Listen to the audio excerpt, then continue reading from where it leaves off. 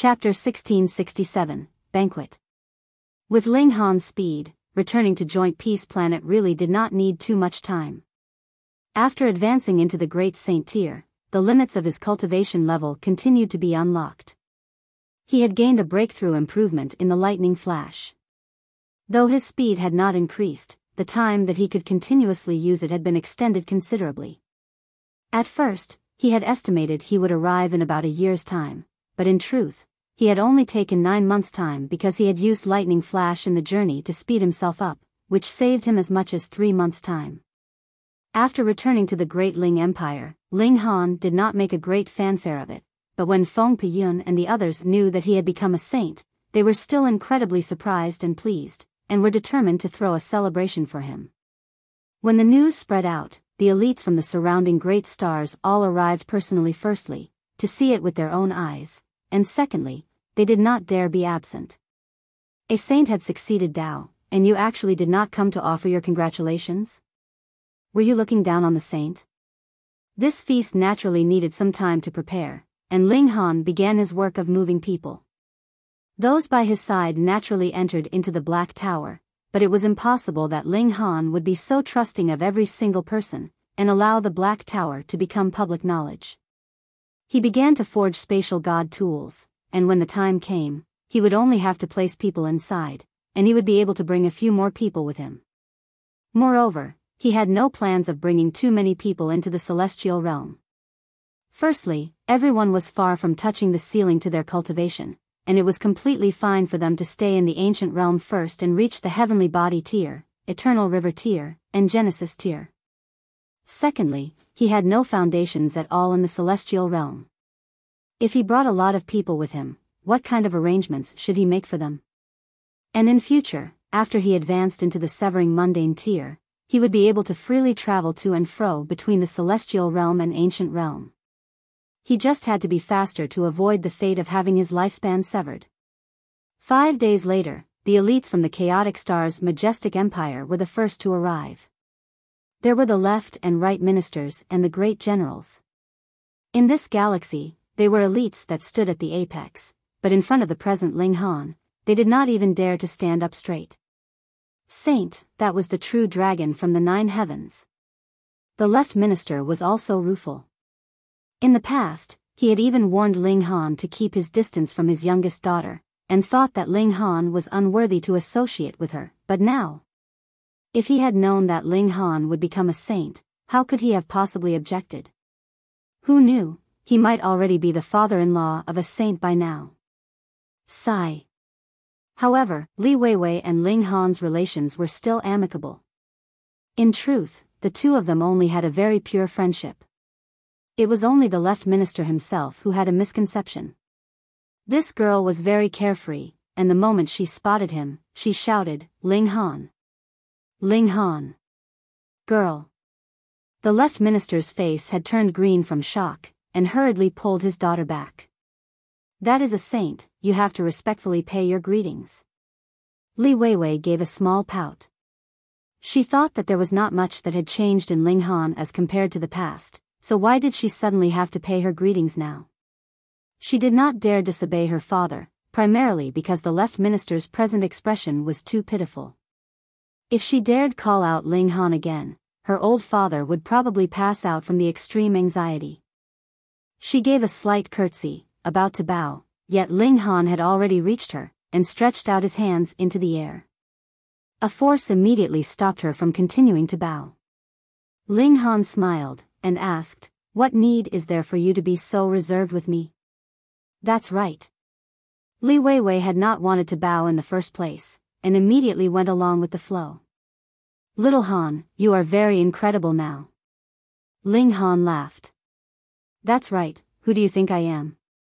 In front of friends, he did not mind a little teasing. Ji Yuner also came, pursing her lips in a smile at the sidelines.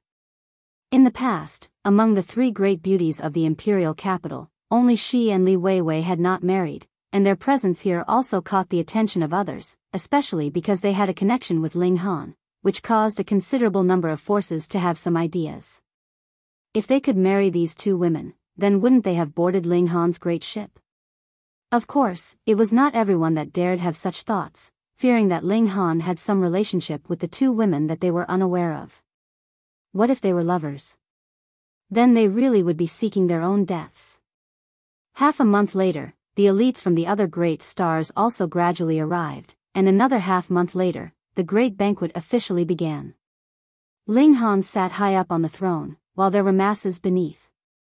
There were as many as hundreds of thousands of people, and everywhere he looked, there were heads. Meanwhile, seated at his side were his two brothers, Feng Peiyun and Murong Qing, and his uncle, Yuzhen Shan, and cousin, Yu Kaiyu, were seated on the other. The two of them were the most shocked. Previously, Ling Han had united the whole lower realm, and even opened the sky and entered into the immortal realm.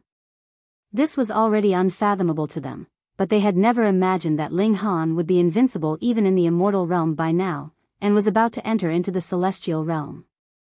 Celestial realm, the final land of immortality. Ling Han.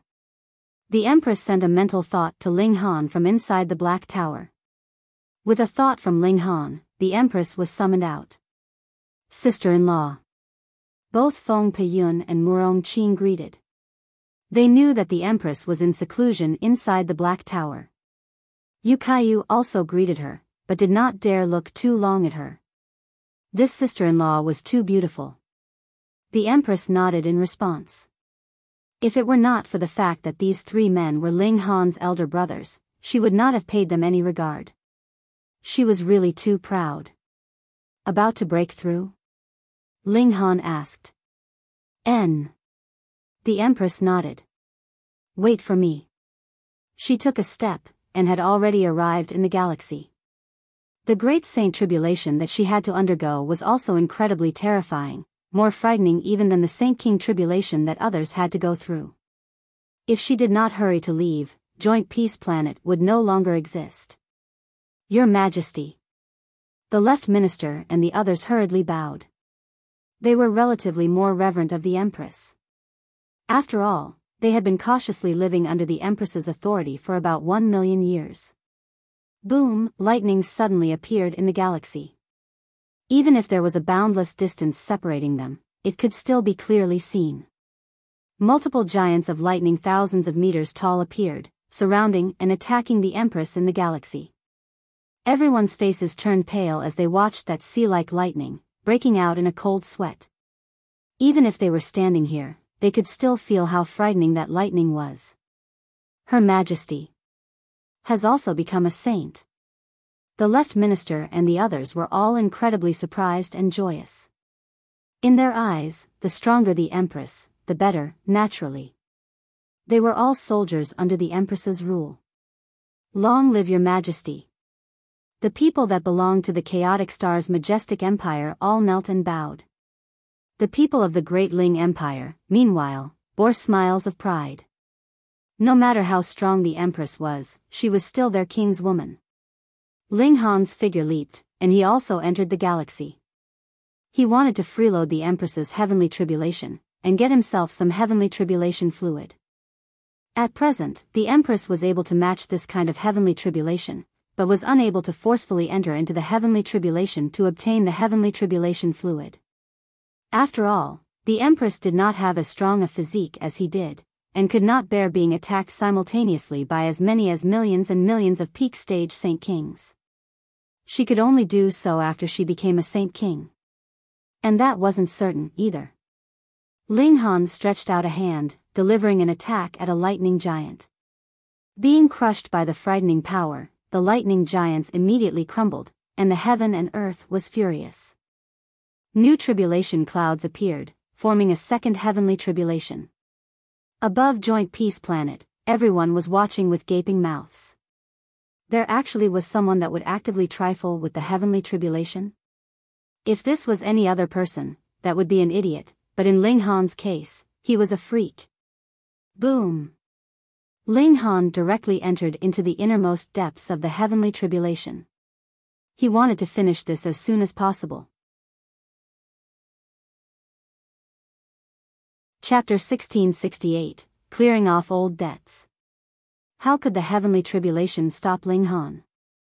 Its might had already reached the limits of the immortal realm, and even if Ling Han was helping the Empress undergo her heavenly tribulation, which logically would increase the might of the heavenly tribulation 10 times further, how was it supposed to increase by now?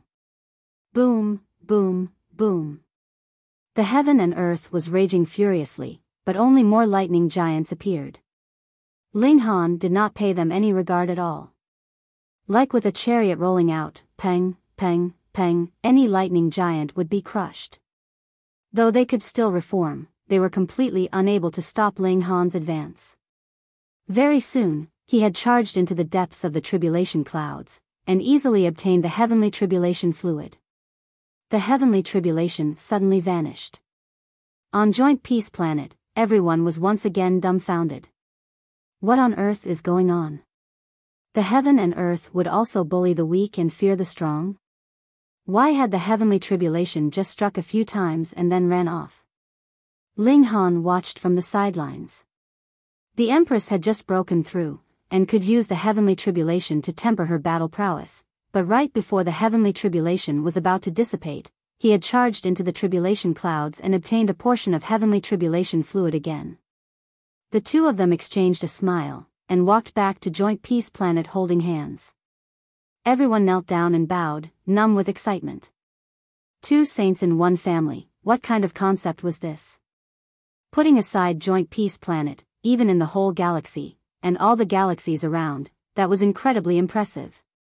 They did not know that Ling Han and the Empress's battle prowess could actually overwhelm all Saint Kings, or there would probably be a great many people that would pass out from the excitement. Congratulations, sister-in-law. Feng Peyun and the others all approached to offer their congratulations. Though Li Weiwei and Ji Yuner behaved very casually with Ling Han, and were very carefree when they spent time together, they were like tame lambs that had seen a tiger in front of the Empress, and were not able to even take a step forwards. Instead, it was the left minister and the others that came forwards with congratulations. In any case, they had been incredibly reverent towards the Empress in the past, so there was not much difference now. The banquet had yet to end, but Ling Han had brought the Empress with him and ran. They had separated for 8 years, and had not spent many days together when the Empress began her seclusion period. Now that she had successfully accomplished her goal, they naturally had to work hard a bit on having children. The night of romance was always too short. Ling Han and the Empress clung together for a whole 8 days before ending their loving time together, and did some serious business. Another month later, everyone was prepared. Ling Han took those closest to him, such as Yuzhen Shan, Feng Peyun, and the others, into the Black Tower, whereas the others were drawn into a spatial god tool, and then moved to leave. He delegated the responsibility for the Chaotic Star's majestic empire and the Great Ling Empire to the left minister and the others, and Ling Han spent some more effort to lay out a saint-level formation. As long as the formation was here, then even a great saint would not be able to do anything against them. It was not that Ling Han was not coming back. With the extended lifespans of cultivators of the immortal realm, even if he went off to the celestial realm and came back only 10,000 years later, there would actually not be too much change here. He could leave with an easy heart. 9 months later, Ling Han returned to Wood Figure Planet, and then directly went to the Mystery Realm. That Mystery Realm that had a different cultivation system was now called the Great River Mystery Realm because the natives inside all shared this identical label. Ling Han released everyone from inside the spatial god tool. If they cultivated here, the effects would be a good many times better. However, when he had just entered into the Great River Mystery Realm, Ling Han gave a soft "e." Compared to more than a year ago, the spiritual qi of this place had weakened slightly, though it was still very dense compared to other places. This initially was a completely sealed-off world, and now that it had been opened, it was inevitable that the spiritual qi would leak out. Going by that theory, there would ultimately come a day when this mystery realm would become ordinary, just like that frightening corpse inside. It would also completely vanish one day, and the inheritance and traditions of the natives would completely die out by then. Ling Han felt internally rueful, but the others were endlessly pleased and surprised. The spiritual qi of this place was too dense, so much so that they did not even dare imagine it could be this way. The heavenly phoenix divine maiden and the others were naturally still at the Yuan tribe. Ling Han had just arrived when a few of them said that they were about to break through. Everyone underwent heavenly tribulation one after another, and Ling Han continued to freeload off their heavenly tribulation. He could even disperse the heavenly tribulation for someone because this heaven and earth could no longer do anything to him. But when the 10th person underwent the heavenly tribulation, and Ling Han barged in, he discovered that the heavenly tribulation actually ignored him completely. There were no new tribulation clouds appearing, as if the heaven and earth also knew that they had no effect on him, so they were too lazy to even bother. How could that be allowed? Ling Han directly charged into that person's heavenly tribulation, but something that caused him depression happened. The tribulation clouds shrank, and instantly vanished. Fled. The heavenly tribulation actually fled. The Empress and the others were also very astonished, but then they all broke into laughter. This Ling Han was really a freak, scaring the heavenly tribulation into fleeing. This was something that had never happened before.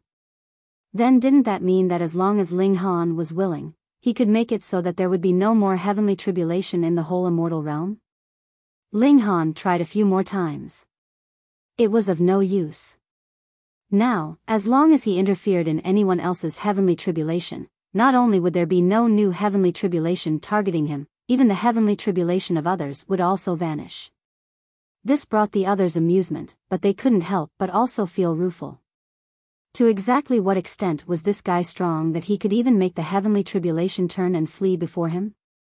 Ling Han gave up the idea of obtaining heavenly tribulation fluid Aga, and he planned to make another attempt when he headed to the netherworld in future. Since the two realms were separated, then they each naturally had their own bosses. Now that the heaven and earth of the immortal realm had turned its back on him, he should still have a chance in the netherworld. There were already Saint Kings coming back from the nearest forbidden lands, bringing their clansmen to cultivate inside the Great River Mystery Realm. Though the environment inside the celestial realm could possibly be like this as well, they had nothing else to do at the moment anyways, so what was the point of wasting time? However, Ling Han set out once more. He still had many old debts to clear off with certain forbidden lands. In the past, they had coveted the Celestial King technique he possessed, and joined forces to attack him. He had only killed a single Open Clouds king, but did those that were left now think that they were spared because of that? Ling Han was not bloodthirsty, but he was not so generous that he could smile and consider the matter forgotten when others had bullied him. The first place he went to was the 8 Stones Forbidden Land. The 8 Stones Forbidden Land still had one Saint King, but he was not at the peak stage. However, even if he was a peak stage Saint King, he would not be a match for Ling Han. What was this kind of Saint King worth? Ling Han wasted all the cultivation levels of everyone in the 8 Stones Forbidden Land, and did not commit a massacre. In future, they would still be able to develop. That would be with their own abilities, but judging by the look of things now, the link of karma between them and Ling Han could be considered to have been ended. However, Ling Han would naturally not forget about ransacking them. He obtained 3 pieces of saintly material, 12 saint tools, as well as 2 saintly medicines. Ling Han did not care whether it was saintly material or a saint tool. As long as it was made of level 17 godly metal, he would have the divine demon sword swallow it. Probably, with all the forbidden lands added together, it would be enough to boost the divine demon sword to level 18. Next, he would be going to the celestial realm to increase its grade. However, with how bountiful the resources were in the celestial realm, this obviously would not be a problem. After leaving the 8 Stones Forbidden Land, Ling Han toured the forbidden lands one after another. There were more and more saintly materials and saintly medicines in his possession, and when he swept through the stock of the 13th Forbidden Land, the divine demon sword had finally advanced into level 18. Ling Han immediately handed all the level 18 godly metal in his possession to be swallowed by the divine demon sword, but if he wanted to boost the divine demon sword up to level 19, the amount of level 18 godly metal would have to be multiplied by 100-fold, at the very least. This was completely impossible to do. Perhaps if he slowly searched for a few tens of thousands years in the ancient realm, he might be able to accomplish this mission. After clearing off all the old debts, Ling Han entered into the netherworld. He was going to bring the Overlord Sword Demon Master, the Hysteria Demon Master, Ouyang Taishan, and the others, and when the people from both sides were present, he was going to barge his way into the celestial realm. Chapter 1669, Breaking Open the Doors to the Celestial Realm. Ling Han entered into the netherworld from the nearest two-realm battlefield, and after calculating the galactic coordinates, he unfurled a golden path, heading towards Sea Space Planet. Coincidentally, he encountered an eternal river tear undergoing the heavenly tribulation on his way there. He immediately stepped on the brakes and halted, barging into the other's heavenly tribulation. That man was a young King Tier, and had advanced into the pinnacle level of the eternal river tier after cultivating for only 1,000,000 years, which could be considered very shocking. When he saw Ling Han barge in, his face involuntarily turned green in shock. What on earth is going on? I am undergoing a heavenly tribulation. What do you mean by barging in? Do you want to kill me? Otherwise, who would take the risk of being pulled into the heavenly tribulation and barge in? But I don't even know you. Senior. When he saw that Ling Han was stepping on a golden path, he realized that this was a demon master. Whether he was a black demon or a heaven demon, he would be able to crush him easily with a single finger either way. Ling Han grinned, and shot out a punch at the heavenly tribulation. Boom! What made him pleasantly surprised was the fact that the heavenly tribulation immediately reacted, forming new tribulation clouds. As expected, the two realms were separate, and even the wills of the heaven and earth were completely different. That eternal river tear almost bit his tongue. Was this senior an idiot? He took the initiative to trifle with the heavenly tribulation, and actually looked very pleased at that. Do you like to be struck by lightning so much? Even if you are a demon master, so what? You were strong, and the heavenly tribulation would only be even stronger. If you showed off too much, you would definitely be struck by lightning. But his face immediately twitched. He was so shocked that all the pores on his body were wide open. What had he seen? As multiple bolts of lightning took the form of giants, the aura that each of them exuded was strong enough to make him go into a breakdown, and their number was hair-raising. It was not just one or two, but rather millions and millions of them, and that number was even increasing endlessly. Could any human undergo such a heavenly tribulation? Ling Han gave a battle cry, and charged into the tribulation clouds. Peng, peng, peng, he crushed everything in his way, shattering one giant after another as he went. Fuck, that eternal river tear directly shouted what he thought. Because he was too stunned, he completely forgot that he was undergoing a heavenly tribulation, and was instantly struck by a lightning bolt, which caused him severe injury. Ling Han was invincible everywhere he went. He had merged the regulations of the two realms to reach this kind of cultivation level, and whether it was the netherworld or the immortal realm, his battle prowess did not decrease the slightest. He charged into the depths of the tribulation clouds, and easily obtained the heavenly tribulation fluid. Though I haven't drunk it, I am sure that this is slightly different than what I got in the immortal realm. The moment the heavenly tribulation fluid was taken, the tribulation clouds immediately dispersed. Ling Han stood proudly in the galaxy, and when he saw that the eternal river tear previously was in a critical situation, he lent him a helping hand, taking over for him for his heavenly tribulation, and once again charged into the tribulation clouds. In merely a short while, the heavenly tribulation dispersed once more. Thank you, Senior, for your help. That eternal river tear had been scared silly, thanking Ling Han with a trembling voice, though it was also because he had been stunned by Ling Han that he suffered a severe injury. Otherwise, with his natural talent and strength, he would definitely have had no problem undergoing a heavenly tribulation. He was also internally rueful. Everyone said that he was extraordinarily talented, but from today onwards, he would not have any more arrogance. Just look at this person.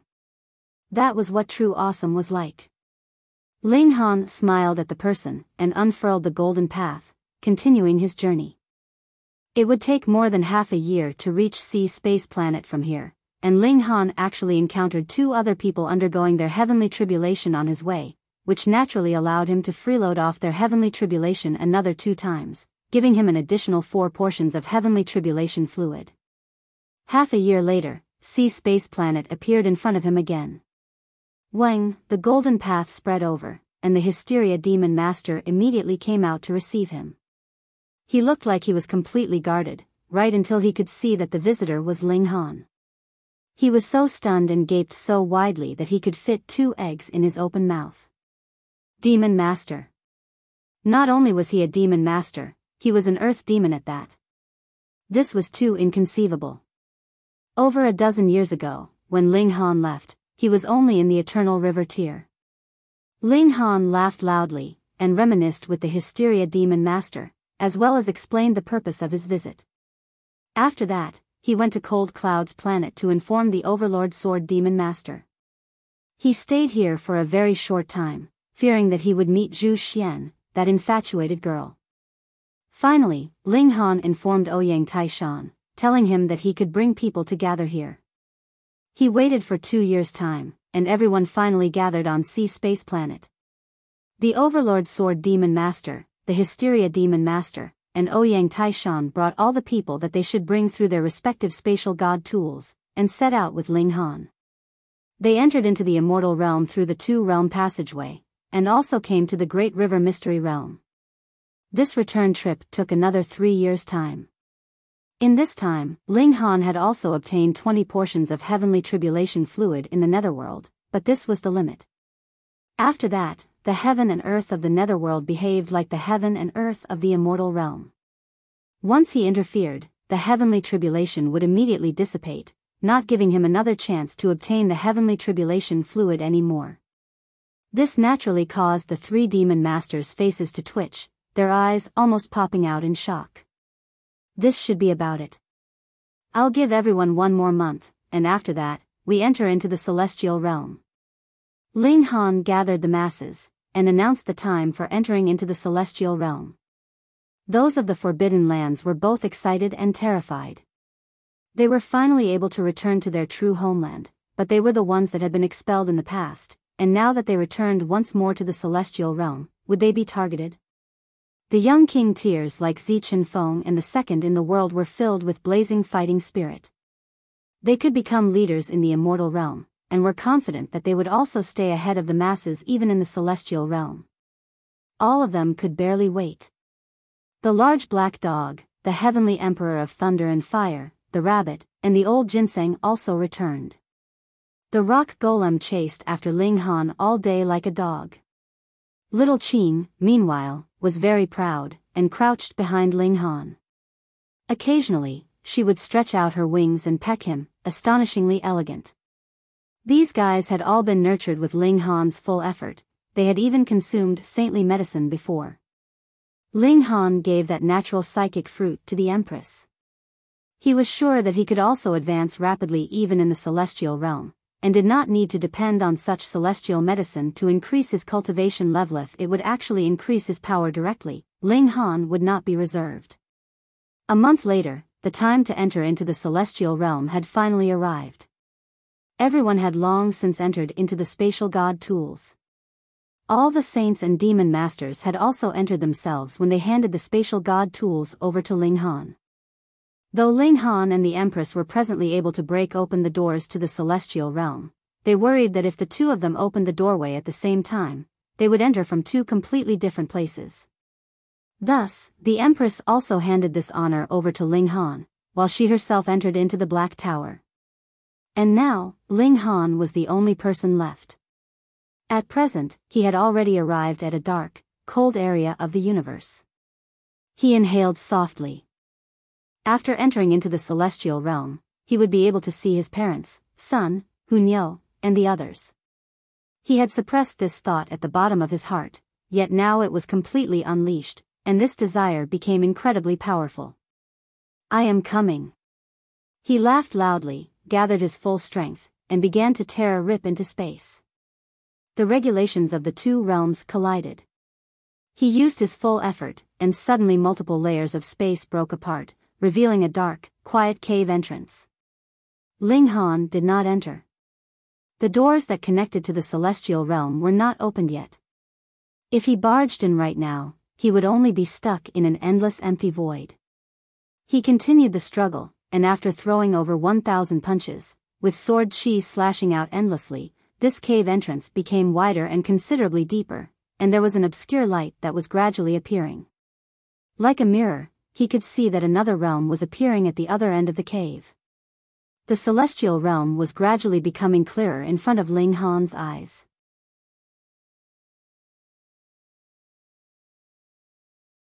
Chapter 1670, First arrived at the celestial realm.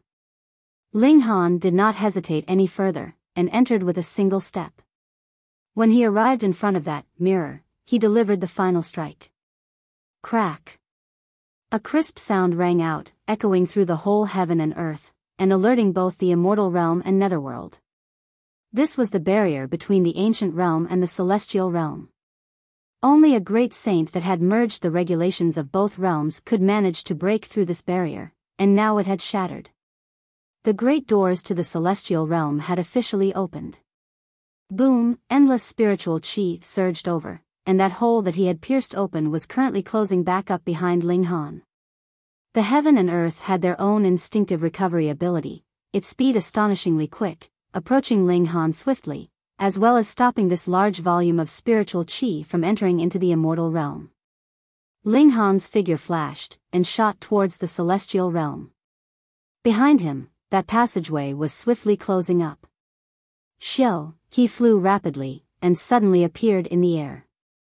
Behind him, a black hole opened up for a moment, and quickly closed off.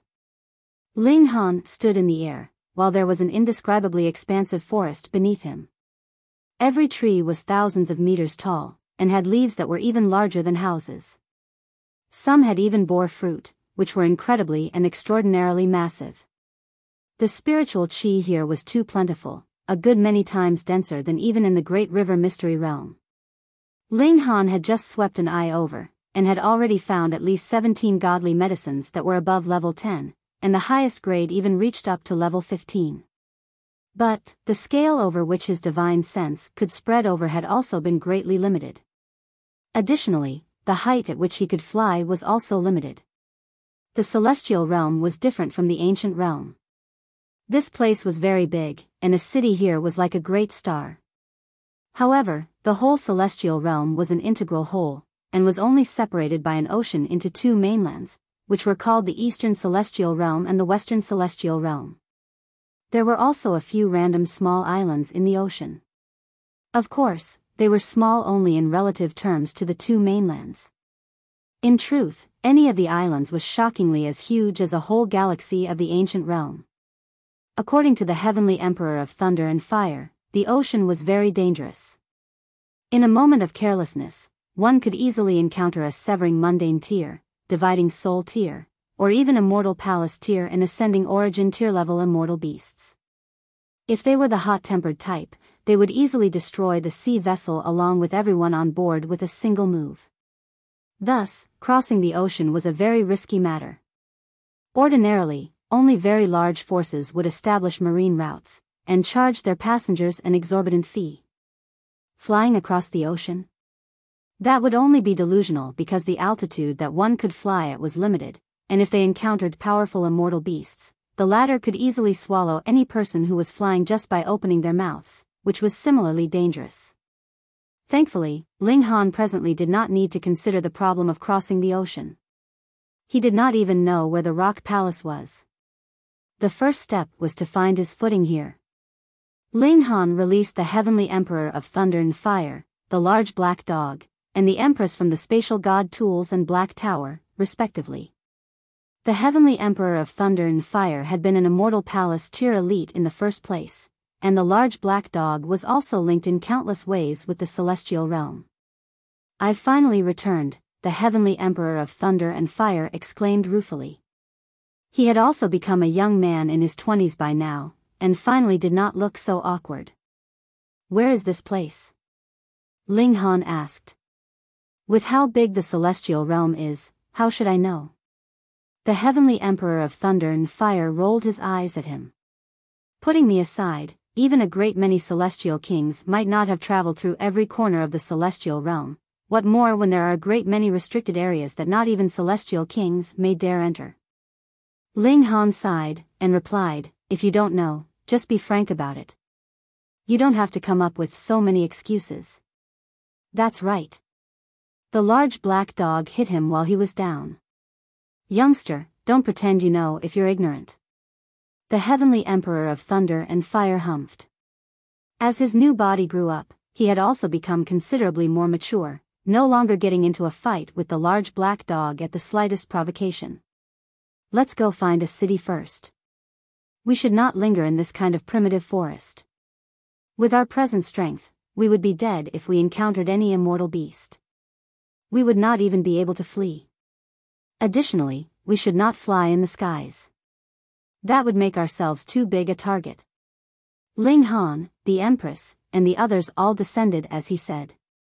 In this place, it was clear that the heavenly emperor of thunder and fire had the greatest right of speech. As for the large black dog, could his words be believed? In this kind of dense forest, Ling Han and his group were incredibly minuscule. Any single leaf that fell would be a great many times bigger than them. However, it was not every demonic beast in the celestial realm that was incredibly powerful. Ling Han also saw ordinary ants. Of course, they were considerably bigger than normal, and possessed strength at least on the level of spiritual ocean tier. In the celestial realm, this was what ordinary was like. According to the heavenly emperor of thunder and fire, most people would be in the shattering void tier upon birth, and the stronger their parents, the higher the starting point for the child that would be born out of such a union. It was rumored that the son of a celestial king could even be in the severing mundane tier upon birth. But any force that had the slightest bit of strength would disperse the infant's cultivation level before the child had been born, converting it into natural fertilizer to improve their natural talent. In the celestial realm, it was relatively very simple to cultivate to the Genesis tier, but it would be too difficult to further improve one's natural talent after that. Thus, this was a wise choice. Furthermore, this was not something that could be easily done either. The clan had to have an ancestor that was at least in the severing mundane tier to be able to cast this kind of secret technique. Don't think that severing mundane ancestors were cheap in the celestial realm. It was exactly the opposite. As long as one had advanced into the severing mundane tier, they would be greatly valued by any force. However, since they had obtained an endless lifespan, what severing mundane ancestor would be willing to live relying on someone else's charity? In the celestial realm, the unit of measure for forces would be cities. A celestial king-level force could even possess cities that numbered in the hundreds of millions, and every city was comparable to a great star, which showed how strong a force was. Even the smallest one-star city would have a severing mundane tier overseer. Otherwise, it could not be called a city, and could only be called a gathering spot. Ling Han's group traveled in the forest. They did not have any goal, and were only heading in a fixed direction. In the celestial realm, there was no difference between day and night. Though there were also stars scattered across the skies, they were like small worlds, and were not real stars but rather massive asteroids. From a certain aspect, this was not much different from a small world, though the space was larger, and the regulations were of an even higher level. Thus, they could only use the time that had passed to calculate how many days had passed. After about 10 days, they had finally walked out of this massive forest. A large river appeared ahead of them. It was incredibly wide as 1,000 miles, and meandered for very far, without any end in sight. There's a ship. And behind them, there was presently a large ship that was riding the waves. This ship was astonishingly huge, as long as 3,000 meters, and just as wide. But traveling in this great river, it did not look remarkable at all, and would not have any difficulty in turning because of its humongous size either. It was moving at a very rapid speed, and soon surpassed them, heading forwards. In the celestial realm, the limits of speed had been released. Even a ship could match the speed of Ling Han running at full speed. Now it's easy. We can just follow the river, and we will definitely find a city on the way, the heavenly emperor of thunder and fire said. They would not be able to board this passing ship, but at least they knew that they would definitely come across a city as long as they followed the river course, which also set their minds at ease. However, they might come across a city even faster if they were to go in the opposite direction. They gave it some thought, but still decided to head forwards. Another month later, they finally saw a large city appear before them. It was so big that its boundaries could not be seen. They could only see that this great river was on the left side of the city, and there were at least a few hundred ships that were docked there.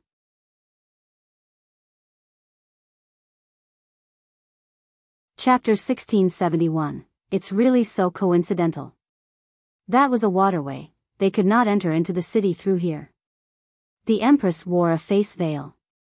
She was too beautiful, and with their present strength, they were still too weak in the celestial realm. If she became targeted by a profligate young master of any clan, there would be great trouble.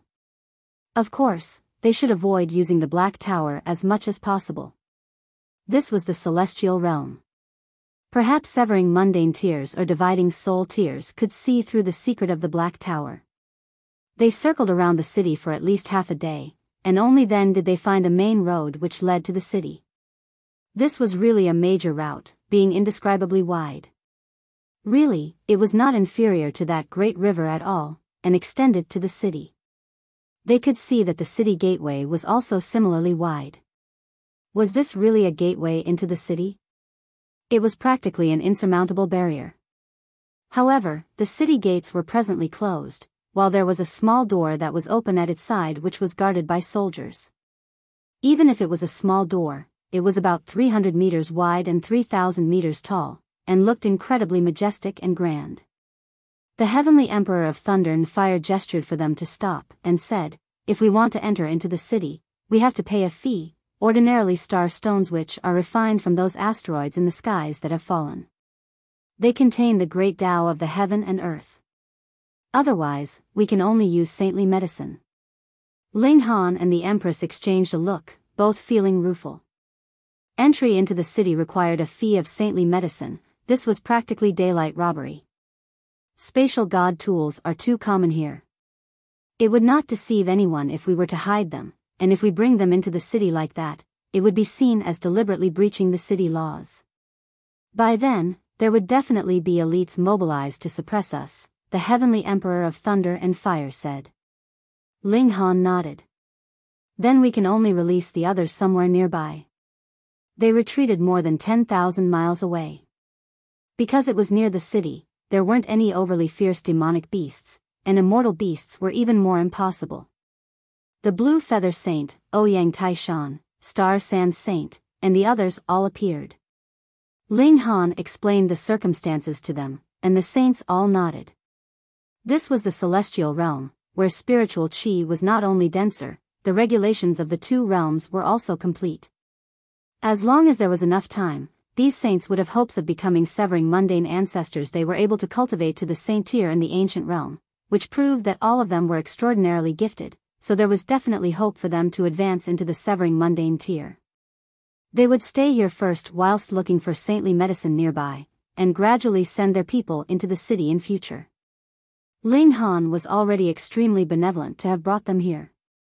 With the warning of the Heavenly Emperor of Thunder and Fire, everyone prepared the same statement. They were all natives of the celestial realm, and had been living in the celestial realm since childhood. They did not have any relation to the ancient realm at all. Otherwise, if the secret was leaked out, they would all be hunted down and executed. Hence, the first thing on the agenda was to merge the regulations of the two realms. If they were unable to do this, they would not need to enter into the city.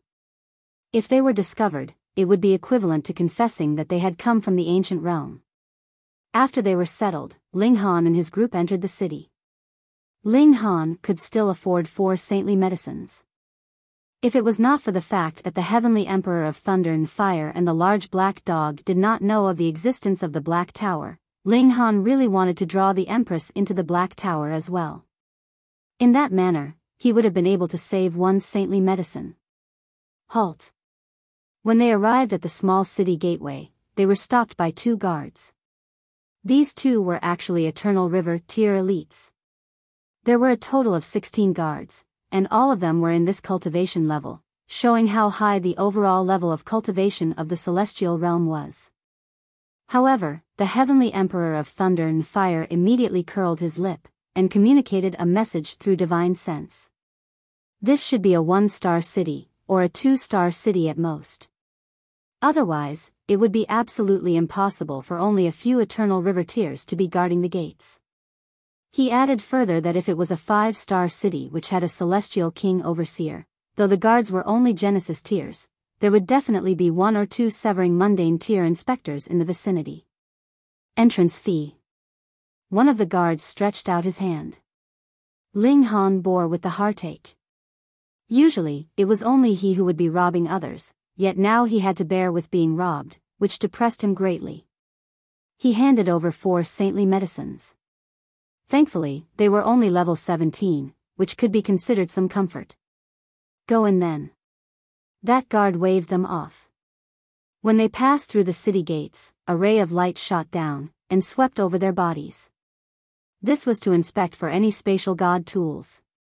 It was not only to prevent the emergence of stowaways, if any opposing force snuck in a large number of elites via a spatial god tool, and suddenly attacked from within, that would become a huge problem. After the 4 of them entered into the city, the heavenly Emperor of Thunder and Fire immediately planned to make himself scarce. Brat, then we will go our separate ways from now on. I want to go and concentrate on cultivation, make a comeback, and then kill all those bastards that had hunted me. He left confidently after saying these words. Then Grandpa Dog is also going to go free, but don't worry, little Han. I have already remembered your scent, and even if you die and are buried in a grave, I will still be able to find you. The large black dog's words were much more annoying. Just get lost. Ling Han shot out a foot, and the large black dog immediately raced off with his rear swaying behind him, incredibly showy. It was good that they had left. Now, it was just him and the Empress left. Of course, there was still a large group of people in the Black Tower. This was called a city, but its size was comparable to a planet. Thus, there were tall mountains that were enshrouded in clouds, ceaselessly surging rivers, blazing deserts, and icy plains here. All kinds of environments existed here. There were innumerable passers-by on the streets, and not one of them cast a second glance on Ling Han and the Empress. Ling Han suddenly had the misconception that they were already citizens of the celestial realm. He walked slowly with the Empress whilst listening in on the conversations of the passers-by. This was their first time here, and neither of them had any experience with this realm, so they naturally had to make more observations and speak less. Actually, the people of the celestial realm were not much different. Aside from the fact that the overall level of cultivation was higher, being here did not make them feel like they were in a different place from the ancient realm. Ling Han and the Empress listened in on the discussions of others on the way, and the most common topic of conversation was that the Dark Blue Moon Army was presently recruiting in preparation for military service. Ling Han's expression involuntarily became strange. Dark Moon Army? Could it be that this was Dark Moon City? The Dark Moon City, the Ding clan that Ding Zijian and Ding Yaolong belonged to? It couldn't be so coincidental, right? Yet, it was really so coincidental. There were a total of 3 great severing mundane tier forces in Dark Moon City, and the Ding clan was precisely one of them. However, though the Dark Moon Army was under the unified administration of these 3 great severing mundane tier forces, the true ownership of it did not belong to these 3 great forces. Why? In the celestial realm, all smaller forces needed to find a backer. Severing mundane tiers would look for dividing soul tiers, while dividing soul tiers would seek immortal palace tiers, and when one had reached immortal palace tier, they would be able to establish their own rule in the celestial realm, and did not need to look for other backers at all. Of course, if they wanted to, they could. For example, under the barrier of celestial king tier forces, there would definitely be ascending origin tier and immortal palace tier elites. Dark Moon City was a 1-star city, belonging to the lowest rank. Their backer was a dividing soul tier force, Black Moon Sect. The Black Moon Sect's backer was the Fu clan. Thus, this Dark Moon Army theoretically belonged to the Fu clan. However, there were thousands of cities under the rule of the Fu clan, so they naturally would not supervise all matters, regardless of their importance. Hence, the Dark Moon Army was still controlled by the three great clans in reality. However, after joining the Dark Moon Army, as long as one showed outstanding performance, he would have a chance of being promoted and joining the army of a 4-star great city, and if that was continued by further stunning performance, he would be able to enter into a 3-star great city and enter into the line of sight of the Fu clan. In the celestial realm, becoming a severing mundane ancestor would mean an endless lifespan, but why were there so few dividing soul tier and immortal palace tier elites? Firstly, high-grade celestial techniques were rare, and secondly, it was the problem of resources. This was not a problem that could be solved through simply living a few more billion years. Hence, if one could join a great sect or great clan, that was the fastest shortcut for lower-class cultivators to rise above the rest. And there was such an opportunity in front of them now. The Dark Moon Army was recruiting reserve troops. There would only be such a chance every 100 years, and if they missed it, they would have to wait another 100 years. Ling Han looked at the Empress, and the Empress nodded. They needed a chance to integrate themselves into the celestial realm, and this Dark Moon Army was their best option.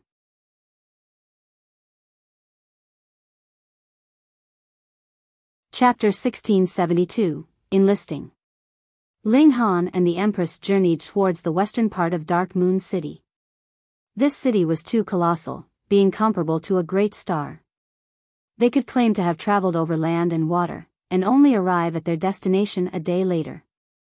This was a range of hills, and an empty space had been cleared at the base. They could clearly feel that there was a protective formation, and the might that it unleashed should be capable of insta-killing Genesis tiers, reaching the level of the severing mundane tier. There were a great many people here.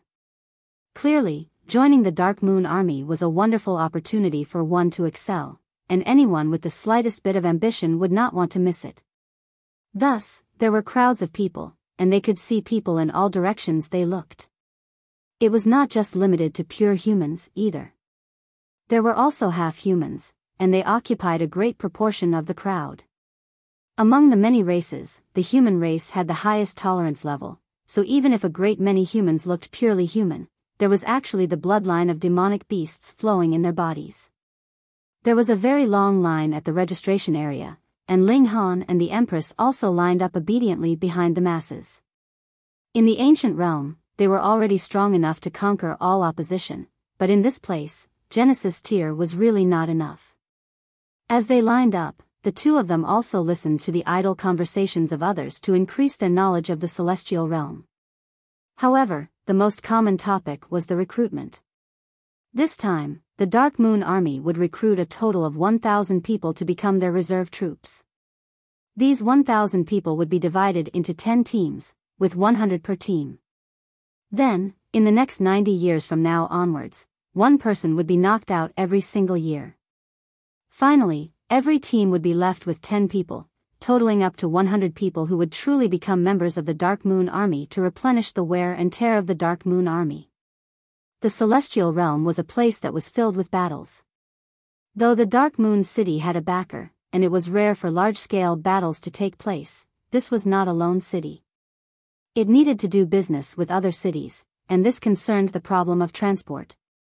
Between any two cities, there would definitely be mountain bandits, and the task of the Dark Moon Army was to regularly purge some mountain bandits.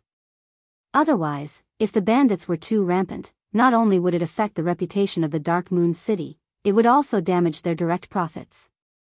However, those that would become mountain bandits were basically below the severing mundane tier, and the severing mundane ancestors of the Dark Moon City were too lazy to even bother wasting time to search for these mountain bandits because they were like weeds. If one batch was eliminated, a new one would pop up. There would always be people taking risks and wanting to reap profits without working for it. Hence, the task of suppressing the thieves was handed over to the Dark Moon Army.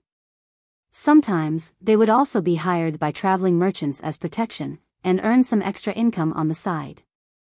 All things considered, after one joined the Dark Moon Army, he would be able to obtain a regular amount of cultivation resources, and those that accomplished military merits would even get celestial techniques. Sometimes, they would also have extra gains. Aside from the fact that it was more dangerous, it really did not have any disadvantages. Added with the fact that one could also be promoted and finally enter into the Fu clan, the masses would naturally scramble for the opportunity. The progress of the troop was very slow. A few hours had passed, and Ling Han and the Empress had only advanced half the way forwards. Because the two of them had come very late, they were the final two, and there was no one else lining up behind them. It was at this moment that a young man flew over from the distance, ADN directly charged to the registration area. He was clearly cutting the line here, but the people at the registration area actually did not chase him off, but rather helped him register politely. This incited fury from the crowd, and a great many people jumped up. What gives him the right? That's right. We are all honestly lining up here, why is he allowed to cut in? This is unjust. However, someone immediately poured cold water on them, and asked, "You guys don't even know who that is?" Who? That person shook his head, looking at them like they were idiots. That is a prodigy of the younger generation of the Ding clan, Ding Xiaochen. This whole Dark Moon army is theirs, so what if he cut into the line? With these words, everyone lost their anger, but there was also someone mumbling under their breath, "This is not the Ding clans, it belongs to the Fu clan." Even if it was not the Fu clan, there is still the Black Moon sect, and there are also two other great clans. Ding Xiaochen is a prodigy with astonishing natural talent in cultivation. It is said that he has formed over 600 million stars when he was in the Eternal River tier, and now that he is a Saint King, who could be a match for him among his peers? Sigh, I initially had thought of aiming for the position of team captain, but from the look of things now, the pressure has increased considerably. There is one less position available out of the 10 positions. Strange, Ding Xiaochen still needs to join the Dark Moon army to earn military credits?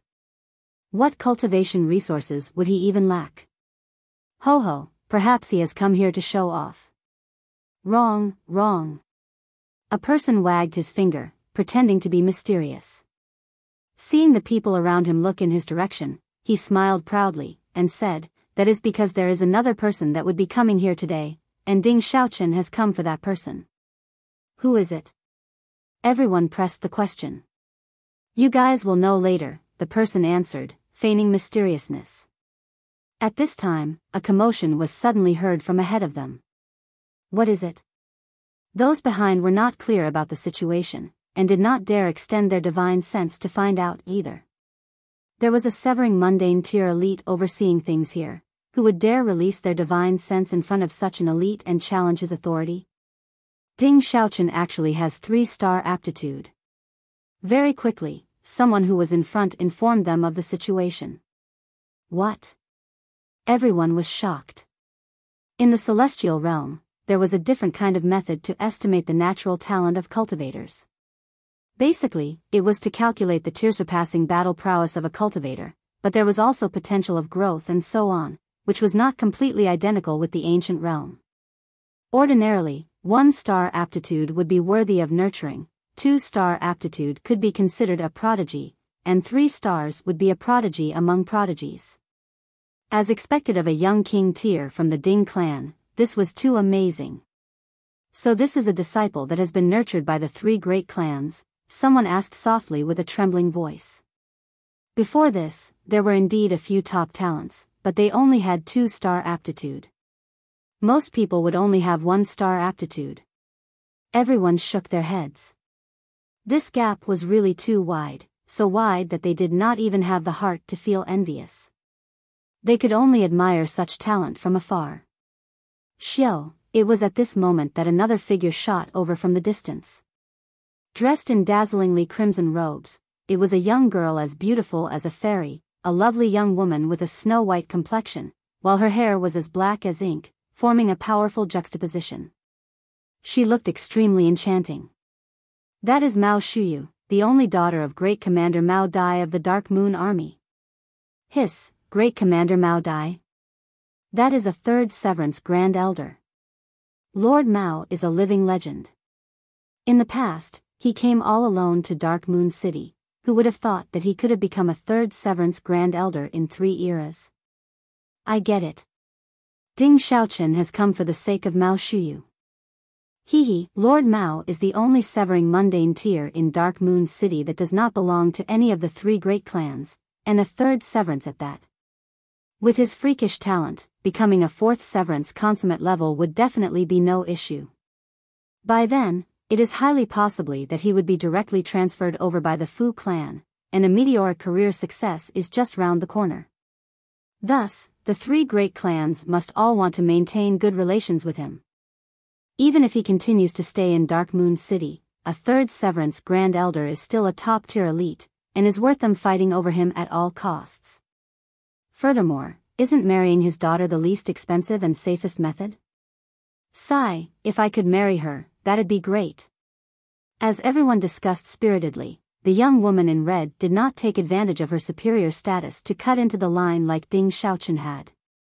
Instead, she obediently joined the end of the line, which just happened to be right behind Ling Han and the Empress.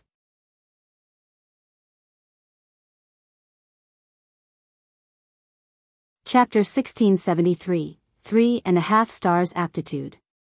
Ding Xiaochen immediately walked over from the front, his expression filled with arrogance, as if there was no one important enough to garner his attention. However, when he arrived in front of Mao Shuyu, he immediately cracked a smile, and said, "Shuyu, why do you have to line up with these lowly commoners? Come, I will bring you to the front." Ding Xiaochen, who allowed you to directly address me by name? Mao Shuyu did not appreciate his offer at all. You can either call me Miss Mao or call me Mao Shuyu. Ding Xiaochen looked slightly embarrassed after getting the cold shoulder from her. His eyes swept over, and when he spotted Ling Han and the Empress, he involuntarily took out his anger on them, and shouted, "What are you two looking at?" Ling Han was not the type that was willing to be bullied. He was just about to speak when he saw Mao Shuyu stretch out a hand in front of him. She asked, "What are you being so fierce to others for?" Ding Xiaochen's eyes were dark, and he glared fiercely at Ling Han because the Empress was a woman, after all. He smirked internally. When they went through the selection process, he would definitely target and kill this guy. He humphed and strode off. "This guy is very petty, and will definitely target the 2 of you," Mao Shuyu said to Ling Han and the Empress. "Don't worry. With me there, he will not dare do anything to the 2 of you. When the selection process begins later, the 2 of you just stay beside me, and I will ensure your safety." She was really quite confident. Ling Han involuntarily laughed, and replied, "Then thank you." He made his decision. Later, if he was to encounter Ding Xiaochen, he would definitely let him know the true depth of his abilities. The Empress, meanwhile, didn't even pay him any regard. Her life philosophy was very simple: if anything made her unhappy, just kill it. The line slowly advanced, and a few prodigies would occasionally appear, which would stun the masses. However, in the celestial realm, this city was really too small. It was really difficult for such freakish prodigies like Ling Han, the Empress, and the Rain Emperor to appear. Lastly, it was finally Ling Han and the Empress's turn, followed by Mao Shuyu, and there was no one else after. The Empress went first. This was the first test. According to the rules, only those who had reached the Eternal River tier would be qualified to register, while the highest limit was Genesis tier. Severing Mundane tier? If there were any Severing Mundane tiers that were willing to join the Dark Moon Army, then even Great Commander Mao Dai would gladly come out to receive them instead. What need was there for one to have to come here to register? The test was very simple. There was only a stone, but there was a formation inscribed on it. One only had to deliver a full power strike against it, and it would reflect the candidate's cultivation level and aptitude. The main deciding factor was battle prowess. Aside from that, the quality of their origin power and unique cultivation techniques would also be recorded by the formation, analyzed, integrated, and graded. This could be considered to be quite accurate.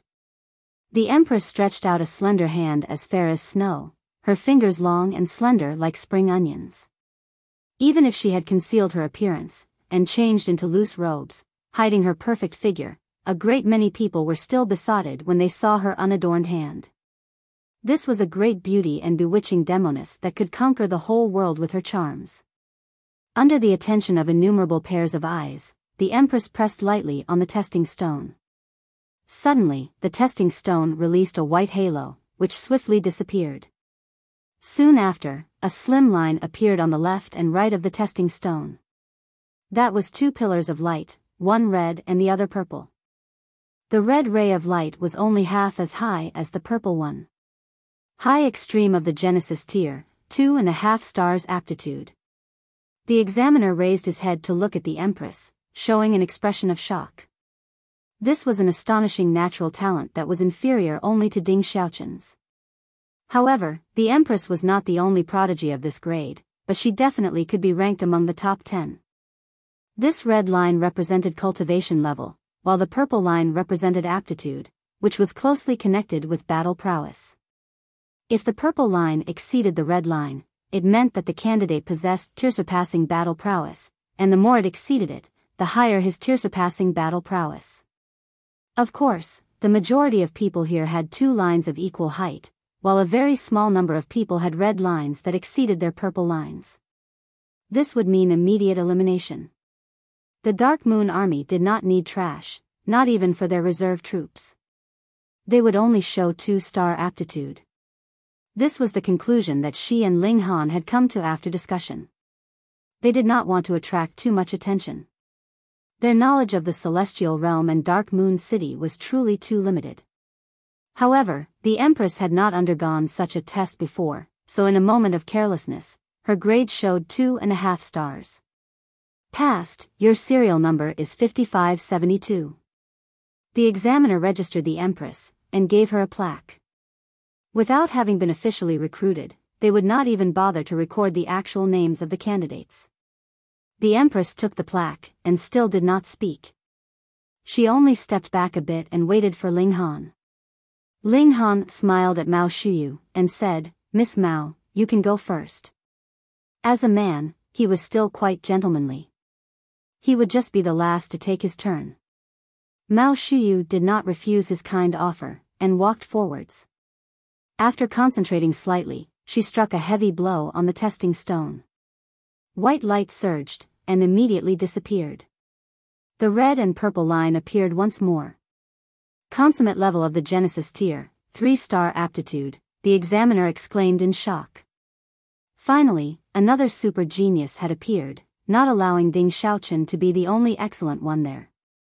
However, this was very normal. One was a prodigy from the Ding clan, while the other was the only daughter of the great commander. From birth, they were already at a higher level than others, so wasn't it absolutely normal for them to be far ahead in the lead?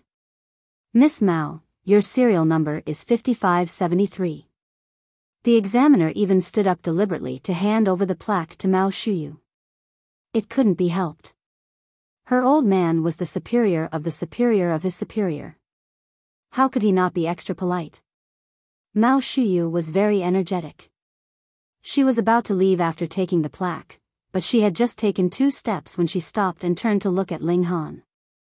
Clearly, Ling Han had allowed her to be tested first, so she, too, wanted to give Ling Han some face. At least, she would watch as he completed his test. Furthermore, she still remembered her promise to protect Ling Han and his companion.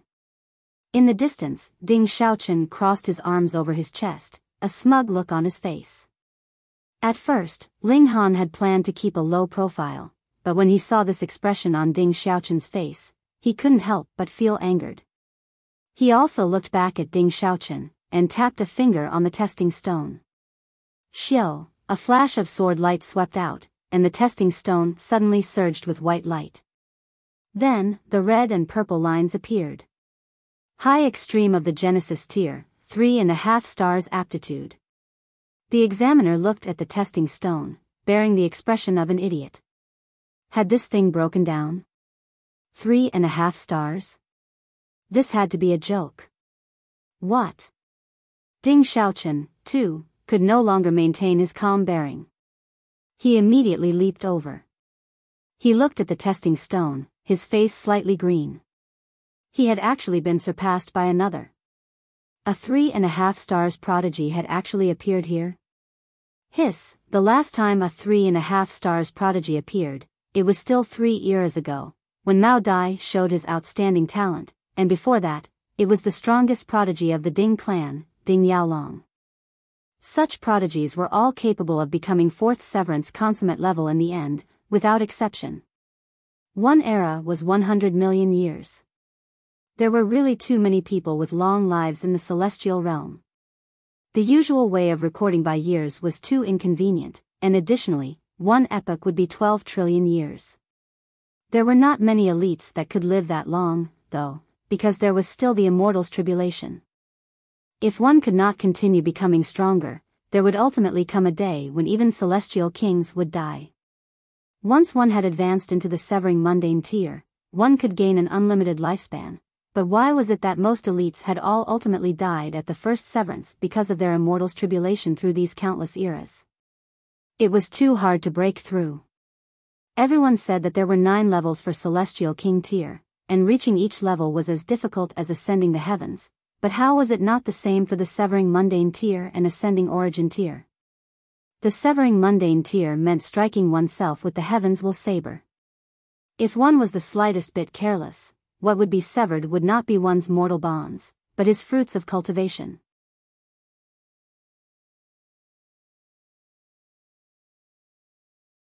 Chapter 1674, Selection.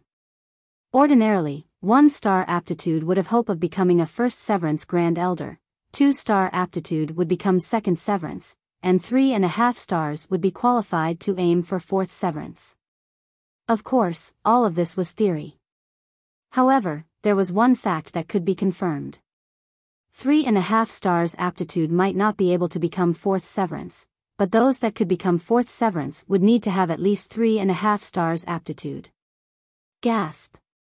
Ding Xiaochen looked at Ling Han jealously. This was too inconceivable. A lowly commoner actually had 3.5 stars aptitude. Even he would only be able to become a 3rd severance Grand Elder at most. Though aptitude was not unchangeable, if one had cultivated a different cultivation technique or consumed some super celestial medicine, it was completely possible that aptitude could be increased or decreased, but how could it possibly be changed without a unique opportunity? If he had known that Ling Han and the Empress had only taken the test very casually, and their true potential surpassed 3.5 stars, just what kind of expression would he have on his face? Passed, your serial number is 5574. The examiner stood up again, and handed the plaque to Ling Han. Perhaps Ling Han would be another Mao Dai after many years, and become a new legend. What is your name, and where do you come from? Mao Shuyu's eyes shone as she looked Ling Han up and down. Ling Han smiled slightly, and replied, my name is Ling Han. I have just entered into Dark Moon City. Previously, I have been residing in a mountain forest, right until a beast stampede exploded not too long ago. Many of the residents of our village either died or moved elsewhere, so we came to Dark Moon City to seek refuge. This was the explanation that he, the Empress, the Heavenly Emperor of Thunder and Fire, and the large black dog had agreed upon. Ling Han. Ding Xiaochen also walked over. He looked down proudly on Ling Han. I will give you a wonderful opportunity to become my follower and think that this is an insult to you. In truth, who knows how many prodigies and elites want to become my followers, but were not given this chance at all. He naturally was not planning to support Ling Han, but simply wanted to have this super genius by his side so he could simply think of a method to get him killed in future. The top prodigy of Dark Moon City. It was enough for him alone to bear such a title. There was no need for another to share the title for him, what more surpass him? I am not interested. Ling Han naturally refused. Ding Xiaochen's expression darkened, and he threatened, brat, don't be ungrateful. Ho ho. Ling Han was too lazy to even respond to him this time, and only laughed. Ignore him. Mao Shiyu scoffed, and said, Ding Xiaochen, let me warn you not to mess around. I plan to introduce this person to Father, and see if he has any interest in taking a disciple. If you have any ideas that you shouldn't have, then even if you are a member of the Ding clan, Father will still dare to behead you. Ding Xiaochen's fingers involuntarily moved slightly. This was a sign that he was extremely furious. He stared at Ling Han for a while, a cold smirk appearing on his lips. He was merely in the high extreme, so even if he had 3.5 stars aptitude, so what? He had the advantage of more than a whole minor level. Wouldn't that be enough to compensate for that gap of half a star of aptitude? It was inevitable for the glint of cold steel to emerge in the subsequent selection. So what if he beat him to death then? Rules would be rules. He did not speak further, but the killing intent in his eyes could not be any more obvious. Ling Han was displeased internally, and thought that it would be great if he could also borrow the name of the Rock Palace. He could simply kill a hateful guy like this, and would not have to worry about retaliation from the force behind him. However, he had promised Hu Yu that he would raze the Ding clan to the ground. At first, he was not the type to bring disaster to others. No matter how notorious a clan was, there would still be a few good people and innocents among its members. Yet now, his attitude became firm. Whether your Ding clan had any good people or not, he was determined to destroy it. Those who have received a place may advance and begin the next selection. A middle-aged man dressed in military attire appeared. He was a peak stage Saint King, and could be called a supreme elite in the ancient realm, yet was only an ordinary military officer here. And this was still because Dark Moon City was a 1-star city. If this was a 2-star or 3-star city, he might only be able to become a foot soldier of the lowest rank. More than 5,000 people walked forwards, and arrived at the foot of the mountains. The military officer took one step forwards, and said, "To those who have passed through the selection today, I will be your military instructor for the next 100 years. I do not care who you are. Now that you are here, and have fallen under my supervision, you all are just soldiers, understand?" Understood, more than 5,000 people all shouted loudly. Additionally, my name is Tu Kong. You all may address me as instructor too, the military officer continued. And now, let me announce the rules of the selection setting out from here. You will have to climb 9 mountains. There are many blood shadow wolves there, and their strength ranges from the Eternal River tier to Genesis tier. What you all have to do is to bring the tail of a single blood shadow wolf back. He paused, and then repeated, only the first 1,000 people that bring back the tail of a blood shadow wolf will be qualified to become reserve troops of the Dark Moon Army. As for the others, I do not care what the reason is, all of you will be eliminated. In this period of time, all of you are responsible for your own lives. If you fear death, you can scram now. Actually, everyone knew these rules already. For some, this was not their first time undergoing this test, but there were some first-timers who were starting to hesitate. At first, they had thought that they could be fearless, but now that they had reached this step, they were still afraid. Over 300 people chose to give up, but those remaining still exceeded 5,000, so the elimination rate was going to be very high. Then, set out. Tu Kong snapped his fingers, and then sat down. Boom, more than 5,000 people immediately charged out. Strength was not the only factor in the selection, there was also the factor of luck. For example, though Eternal River tiers could not possibly be a match for Genesis tiers, if they were lucky and encountered an Eternal River tier blood shadow wolf, they would still have a chance of becoming one of the first 1,000 people. Follow me. Mao Shuyu was very trustworthy, and beckoned Ling Han and the Empress over. Ling Han and the Empress didn't mind, and followed her. The three of them used their respective movement techniques, and traversed through the mountain forests. In the ancient realm, the speed of saints was about the same aside from those Genesis tiers that focused on cultivating regulations of time, who could have an advantage in speed. However, in the celestial realm, the speed of Genesis tiers varied. That was because the regulations of the celestial realm were more complete, and the structure of the heaven and earth here was incredibly sturdy. If one wanted to possess high speed, he would have to overcome various obstacles, and this led to the speed of Genesis tiers varying. Saint Kings were definitely faster than Great Saints, and Great Saints were definitely faster than Medium Saints. Of course, this did not apply to two such freaks like Ling Han and the Empress. Mao Shuyu did not know this fact, so she took the initiative to slow down. She was worried that if she went full speed ahead, Ling Han and the Empress would lose track of her. However, this kind of speed was already fast enough. After all, there were only over 300 Saint Kings that participated this time round. In the selection round, 1,000 candidates was enough. Those who performed better would just have to stand up earlier in the battle for the position of team captain, and this did not matter at all to her. With enough strength, what did she have to fear? Ding Xiaochen, meanwhile, followed behind them, looking like an eagle that was hunting its prey. Once Mao Shuyu had the slightest moment of carelessness, he would release a swift strike and deal with Ling Han. If Mao Shuyu had not been present, Ling Han actually would have been very happy to lead Ding Xiaochen to a remote place and deal with this bastard, but he could not kill Mao Shuyu too to keep her from leaking the secret, right? He gave Ding Xiaochen the middle finger and mouthed a curse word at him. Having been around the large black dog and the others for so long, if Ling Han was determined to anger someone, he really had a lot of methods at his disposal. Holy fuck!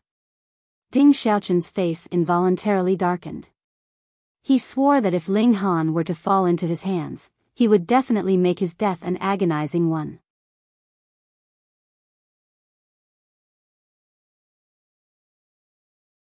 Chapter 1675, Revered by the Wolf Pack.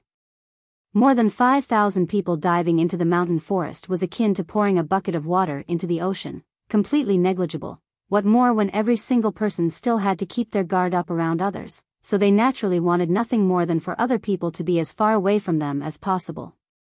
Soon, Ding Xiaochen was the only person left behind Ling Han and his group, but after a while, this guy also disappeared without a trace. Clearly, he had definitely not given up, but was rather lying in ambush secretly, wanting to grasp an opening for a sneak attack. Ling Han grinned and asked, "Can we run faster?" Mao Shuyu was surprised. In her eyes, this was already the maximum speed a great saint could reach. She had even wanted to ask Ling Han and her companion if they should go slower. After all, even great saints could not possibly maintain this kind of maximum speed constantly. Yet Ling Han actually asked her if they could go faster. Was he being boastful? Mao Shuyu was not a gentle princess. Her personality was a fiery one. She did not say a word, but her speed increased slightly. After a while of running, she turned around, wanting to see where Ling Han and his companion had fallen behind, but she got a shock when she turned her head because Ling Han and the Empress were both closely following behind her, only about 9 meters away. This. Mao Shuyu was really shocked. Though she knew that these two had extraordinary aptitude, one having 2.5 stars, and the other having 3.5, there was still a gap of more than a whole minor level. How could these two possibly manage to follow her? Are you both monsters? She was dissatisfied, and slowly increased her speed further, but she astonishingly discovered that Ling Han and the Empress were both following her with ease, still maintaining the gap of 9 meters, which did not increase or decrease. Where are your limits? Mao Shuyu finally gave her full effort, and increased her speed to the maximum. Suddenly, it was as if she had turned into a gale. However, she soon discovered that she was still unable to throw Ling Han and the Empress off her tail. No, she was even unable to force the two of them to show the maximum level of their speed, because the two of them were still maintaining a distance of 9 meters from her, but who could really say that this was their fastest speed? Actually, Mao Shuyu could still increase her speed slightly, but that was with a secret technique, and she could only use it for a temporary burst of speed, which would be meaningless. Xiao, the three of them sped quickly. Behind them, Ding Xiaochen was running madly, but the distance between him and Ling Han's group was gradually widening, and he had finally completely lost track of all three of them. Even in Dark Moon City, it was not peaceful everywhere. There were some demonic beasts that had violent nature here. They clearly had gained intelligence, yet still had a fondness for devouring cultivators. Thus, they naturally were excluded from the cultivation civilization, and were on the opposing side of cultivators. These violent and bloodthirsty demonic beasts lived in such tall mountains, and were not completely exterminated, because they could be used to test cultivators, such as presently. Occasionally, birds would be scared into flight out of the forest, and cries would ring out. Sometimes it would be a cultivator being killed, and sometimes it would be the demonic beast that would have the tables turned on it, being killed instead. For enemies to meet on a narrow path, it was naturally the stronger side who would emerge victorious. Though they only had to run over 9 mountains, the terrain inside the mountain forest was complex, and it was very unsuitable for full-speed running. Hence, they spent a whole day's time to finally arrive at the 9th mountain. And there were blood shadow wolves here. Be careful. Blood shadow wolves are demonic beasts that live in packs. Ordinarily, a pack of blood shadow wolves would have a single wolf king, 4 to 10 guards, as well as a few dozen to over 100 common wolves. The wolf king and guard wolves would definitely be at the peak of the consummate level of the Genesis tier, and the wolf king would be an astonishing big shot, and can be claimed to be a big shot among Genesis tiers, Mao Shiyu explained to Ling Han and the Empress.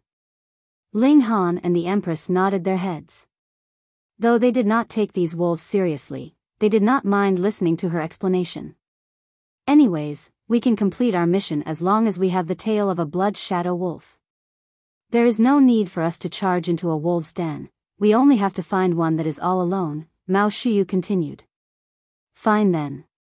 Ling Han nodded with a smile. However, their luck was very bad. Though they soon discovered a wolf's den, there were as many as 100 members in this wolf pack, with no less than 30 at the consummate level of the Genesis tier, and the Wolf King was even more frightening. Ling Han was absolutely sure that even the Blue Feather Saint King and Ouyang Taishan could not possibly be a match for this Wolf King. Firstly, it was because of the regulations, and secondly, this Wolf King indeed had very strong battle prowess, suppressing all other demon wolves. We'll wait here, and there would definitely be a blood shadow wolf that falls behind the pack. Even someone with a personality like Mao Shiyu's did not dare carelessly provoke these blood shadow wolves. Ling Han's eyes swept over, and his eyes involuntarily lit up as he exclaimed, "Wife, look!" He pointed at the wolves' den. They called it a wolves' den, and it was actually very simple. A large boulder protruded, forming a sheltered space. The Wolf King crouched high above on the massive boulder, its fur crimson, and appeared to be incredibly majestic. Behind it, there were 8 similarly fierce-looking giant wolves that were sitting like it was, and the other blood shadow wolves were under the large boulder. Some were sprawled out asleep, and some were playing with each other. In the deepest part underneath the large boulder, there was a plant that was thriving with growth, and they could smell its refreshing fragrance even from this distance of about a mile away. Saintly medicine. The Empress's eyes lit up. Ling Han nodded, and said, "It should be a great saint-tier medicine, Buddha heart fungus. The 2 of you should not be reckless." Mao Shiyu hurriedly advised them. A saintly medicine may be good, but one should act according to one's means. If we became targeted by these blood shadow wolves, we would only be able to flee. It would not be difficult to stay alive, but if they were to be pursued by the wolf pack, how were they supposed to pass through the selection? She had just finished her words when she saw the Empress had already stood up, and was walking towards the wolf pack. Mao Shiyu paled in shock, and hurriedly planned to stop the Empress, but she was instead stopped by Ling Han. "It's fine, just let her go," Ling Han said. Mao Shiyu immediately glared angrily at Ling Han. "How could you be so heartless? That woman is clearly your wife, but you would actually watch helplessly as she jumps into danger just for the sake of a saintly medicine? You are practically scum." Flames of fury blazed in her heart, and she secretly decided to keep her distance from Ling Han in future. Merely the sight of this kind of scum made her feel disgusted. But she was completely dumbfounded with shock and stupefied when she saw the subsequent scene. The Empress had already arrived, but not only did the wolf pack not attack her, they all crouched down instead, as if they were expressing their reverence towards the Empress. This. Mao Shiyu rubbed her eyes, but the scene in front of her did not change in the slightest. Why? Her heart was filled with confusion, watching dumbly as the Empress plucked the saintly medicine, and severed the tails of 3 blood shadow wolves. Though those 3 blood shadow wolves cried out in pain, they did not become hostile, but rather lowered their posture even further. The Empress turned around, taking dainty steps, her bearing graceful. Even Mao Shuyu could not help but feel her heart throb wildly despite the fact that she was a woman herself. However, Ling Han was very clear. Both he and the Empress had formed 10 million stars before they had broken through to the Genesis tier, and their battle prowess overwhelmed all other Genesis tiers. This was something that could not be sensed by fellow cultivators, but was discovered by the blood shadow wolves that only knew bloodshed and slaughter. They were bloodthirsty, and they also revered power. The Empress was a king among kings, and even the Wolf King was as docile as a dog. On the other hand, even if a severing mundane tier elite had come, these blood shadow wolves would still battle to the death. Because what they revered was a true king tier.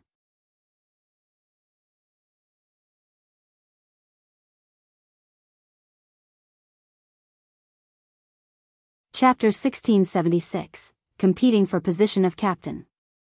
Prodigy, King Tier, these two terms were frequently misused. If anyone's performance was the slightest bit outstanding, he would be crowned with the title of prodigy, and if he was the slightest bit more prodigious, he would be a top prodigy, a super genius. In truth, there was only one kind of person that could be termed a king tier. The grading criteria for the severing mundane tier, immortal palace tier, and the like was still unclear, but at least below celestial level, only those who had cultivated to the true pinnacle of the eternal river tier were worthy of the title of king tier. There were really too few of such king tiers, and even in top sects, only the saints could reach such a level, and in the case of other forces, they would only be able to obtain one such prodigy in a rare stroke of great fortune. The Empress walked back, and showed Ling Han a bright smile as she handed the saintly medicine over to him. This could be grown in the Black Tower, and then dug out when they had need of it. Now that the 6th floor of the Black Tower was open, the acceleration of growth of plants had not increased, yet it could stimulate all living organisms to grow even vigorously, and increase their medicinal effects. The Empress then gave Ling Han and Mao Shuyu each a wolf's tail, and then walked forwards, holding hands with Ling Han. The saintly medicine had been collected, and they had also obtained the wolves' tails, so they were naturally leaving. Mao Shuyu's expression was completely wooden as she took the wolf's tail. She had not come back to her senses yet at all, and the same words streaked through her mind repeatedly. How could this be? In any case, it is still early, so why don't we get some more saintly medicine? Ling Han's eyes shone. The Empress nodded. As long as it was Ling Han's suggestion, she would definitely not object. Mao Shuyu followed behind them, looking like a dead fish. They swept through the area, collecting a total of 6 saintly medicines, and only now did Mao Shuyu, who had barely returned to her senses, advise them that it was time to return. Otherwise, they would definitely be ranked outside the first 1,000. Ling Han was unsatisfied, but they should still be able to come here again in future, so there was no need to rush. They returned, and though they encountered the sneak attacks of a few blind demonic beasts on their way, they were all easily dealt with by Mao Shuyu. A day later, they returned to the gathering area, and looking at the number that had already returned, they would probably be ranked in the 600s to 700s. It was good enough to have passed. After another half-day's time, the first 1,000 people appeared, and the selection ended. Tu Kung brought the 1,000 people with him, and they arrived at an army camp at the foot of the mountains. This was the place where they would stay for the next 100 years. They had not even entered the camp when they could feel a powerful aura ripple out. It had surpassed the level of Genesis tier, as if it was the aura of a supreme ruler. Severing mundane tier. There was a vice commander in the Dark Moon Army that had been temporarily transferred over to oversee them for 100 years. And in the Dark Moon Army, there were a total of 6 such vice commanders who would take turns to act as the overseer. Otherwise, if they encountered some troublemakers, a consummate level Genesis tier might not be able to deal with them.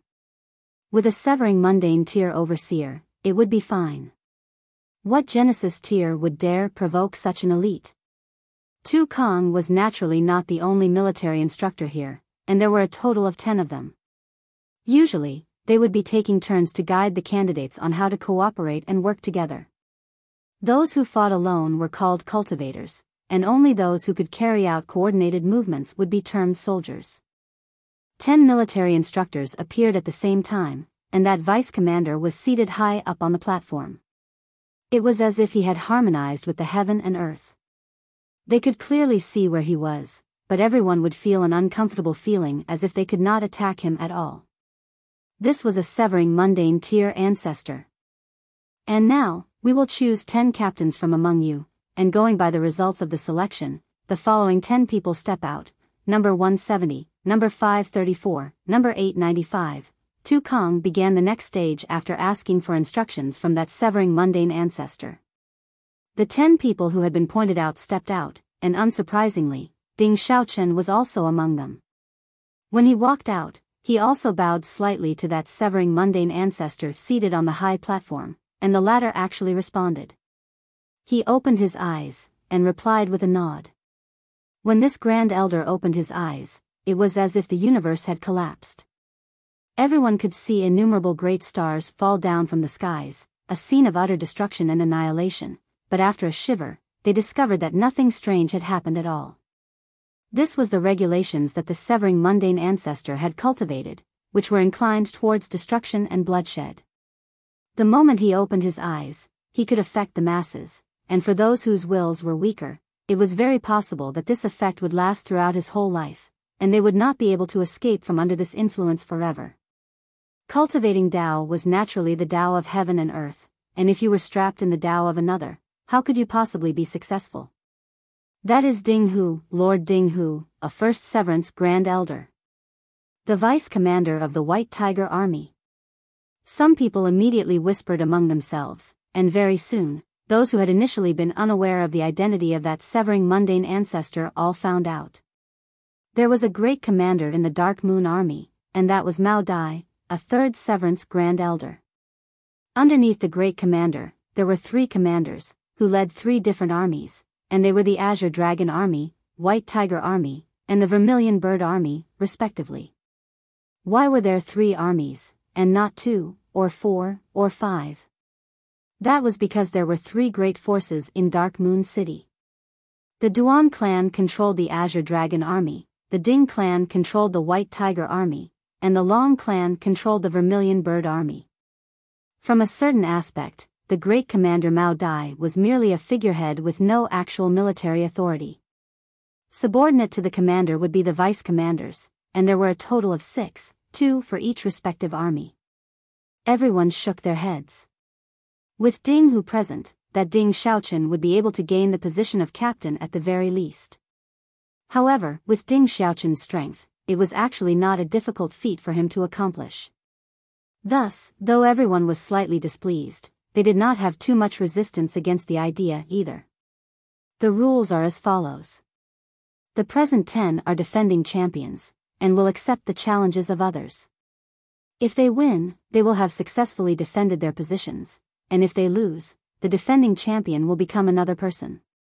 The time limit is 3 days, and at the end of the 3 days, the 10 remaining defending champions will become captains. Additionally, every battle has to be decided in an hour's time. If the victor is still undecided, it will be judged as the defending champion's victory. After every battle ends, the victor has the right to request an hour's time of rest. If he does not receive a challenge in the next hour, then the defending champion will be judged as directly winning. Then, let's begin. Tu Kang's style was filled with the succinct ways of a soldier, not sluggish at all. Ding Xiaochen and the others all walked into the training grounds in the center of the army camp.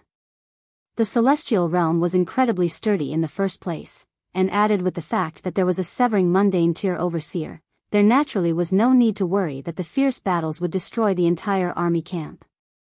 The defending champions had already appeared. Those who intended to fight for the position of a captain all looked over the 10 people, wanting to find the weakest among them that they could challenge. However, because there were only 3 days, even if there really were any pushovers, they would be very quickly replaced, so there was no meaning to being in a rush to make a move either. However, because there was still the limit of 1 hour, if there was still no challenger, the defending champion would become an assured captain, so when the hour's time was almost up, they gradually issued challenges to the 10 defending champions. As expected, luck was a big factor for entering into the top 10 during the selection. Some of them had kept their skills hidden, concealing their strength for a final explosive burst at this moment. And after a round of battles, 6 of the 10 defending champions had changed, more than half of them replaced. Ling Han looked at an elder, and said to the Empress, "This guy's strength is not too bad, and it looks like his bloodline is different from others." That elder's whole body would be covered with ink-black scales when he was in battle. This was completely a thick layer of armor, which had a very strong defensive ability, so he did not have to fear the attacks of his opponent, and faced him head-on. His opponent had thus been defeated in 10 moves through this kind of method. There is that person too. The Empress looked towards a woman.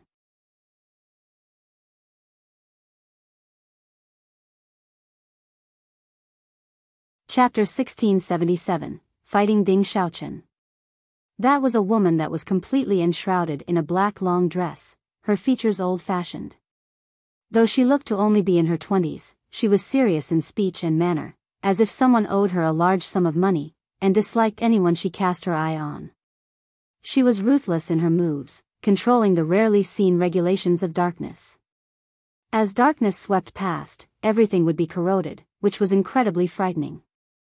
Ling Han had also cultivated regulations of darkness, and that was the darkness of the paramount night, but it was more inclined towards a supplementary skill, completely different from her corrosive power that was filled with destruction. "And there is that youth too," Ling Han signaled. The youth he was speaking of looked to be only in his mid-teens, still bearing a childish look on his face.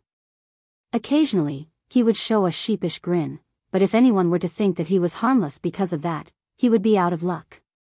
The youth wielded a sword, which was incredibly fast and extraordinarily sharp. Previously, he had delivered a series of consecutive sword strikes and severed his opponent's weapon.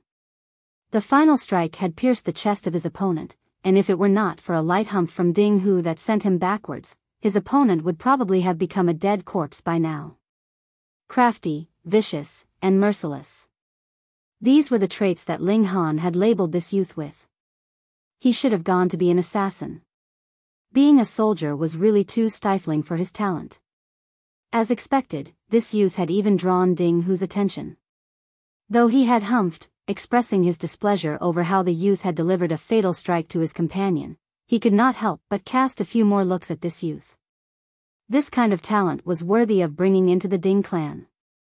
If he was well nurtured, he would become a severing Mundane tier assassin.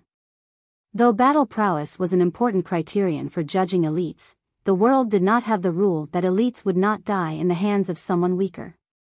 Of course, it was an absolutely impossible feat for a Genesis tier to kill a severing Mundane tier, but for a first severance to kill a second severance, or even a third severance, was not just a fantasy story, and this usually happened with assassins. No one would continuously maintain his prime battle condition at all times. There would eventually come a time of carelessness, and an excellent assassin would be able to grasp this fleeting instant, and move to kill him. In Ding Hu's eyes, this youth was a treasure. Unfortunately, though he had the intention, he did not dare directly bring this youth back to the Ding clan. The 3 clans had a rule that such talents required a fair competition among the 3 of them. However, since it was he who had first discovered him, he could later have the clan move to investigate the weaknesses and habits of this youth so that they could take appropriate steps. 90 years later, those that had not yet been eliminated would officially join the Dark Moon Army, and these 90 years would be the time for the 3 great clans to use their various methods. Some would promise great profits, some would simply take him into the clan as a son-in-law, begin a competition among themselves for important talents. Of course, there was no single person that could simultaneously gain the interest of all 3 clans most of the time. There were really too few prodigies. Mao Dai, for example, had gained the admiration of who knew how many prized daughters of the 3 clans, yet surprisingly did not choose any one of them.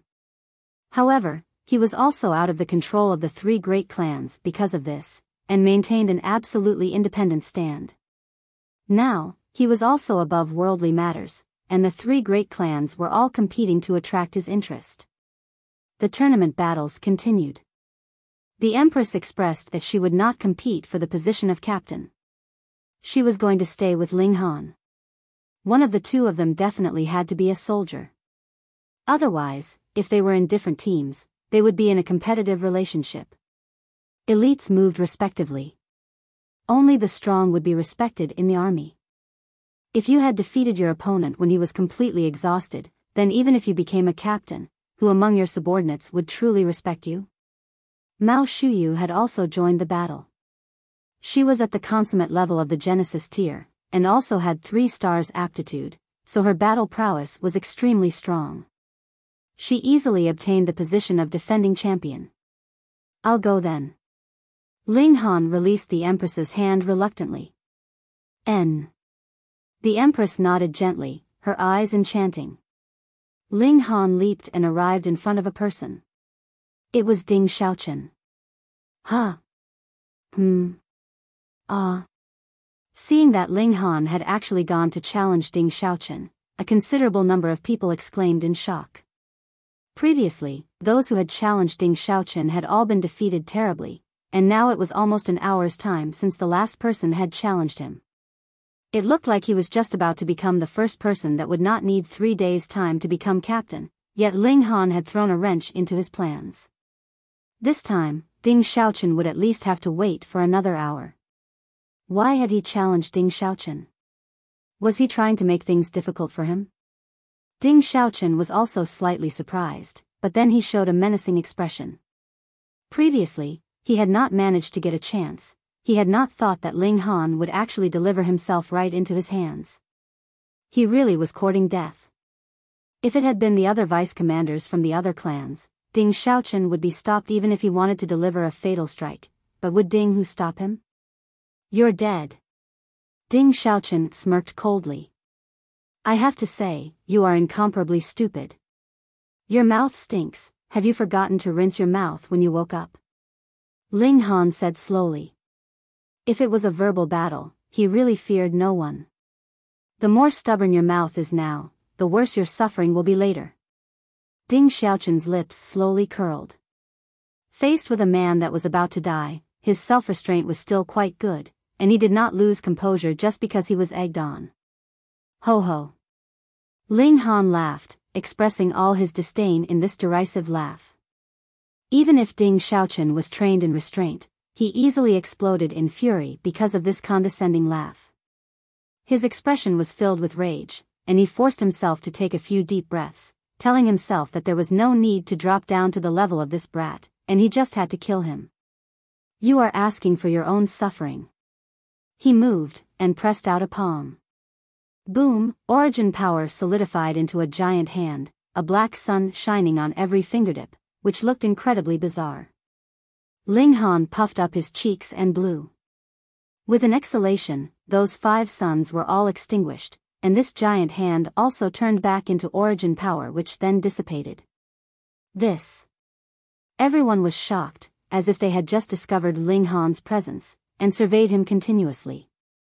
Was this really a cultivator in the high extreme of the Genesis tier? He had not even reached the peak stage yet. At most, he could only be in the late stage. 3.5 stars aptitude was really so frightening? Even Ding Hu couldn't help but open his eyes as he surveyed Ling Han. Actually, with his strength, it was the same whether he opened his eyes or not. Wherever his divine sense could reach, he could see. But because this scene was too shocking, he was emotionally stirred, and opened his eyes once more. Ding Xiaochen also looked at Ling Han in shock. He did not dare believe that his move had been so simply and easily resolved. Was this 3.5 stars aptitude? Allowing him to oppose him even with the gap of a minor level between them? Fuck, was it that exaggerating? He took a deep breath, and told himself not to be affected. He had yet to use any secret technique. If he used it, how easy would it be to suppress a high extreme Genesis tier? You've got some skill, but in front of me, putting aside the fact that you are only in the high extreme, even if you were in the consummate level, you would still be suppressed. Pa! Just when Ding Xiaochen had finished his words, he received a harsh slap. It naturally was delivered by Ling Han. This was definitely deliberate. He had waited until Ding Xiaochen finished speaking to slap him. This face slap was really painful and loud. Ding Xiaochen roared out angrily. His hair fluttered, his eyes becoming completely white like blazing lightning. This time, he was really and truly in a thunderous rage. Having his face slapped in public like this, how could he endure anymore? Die, he shouted loudly, his whole person being engulfed in the power of time, and charged towards Ling Han. He was going to crush this damn guy.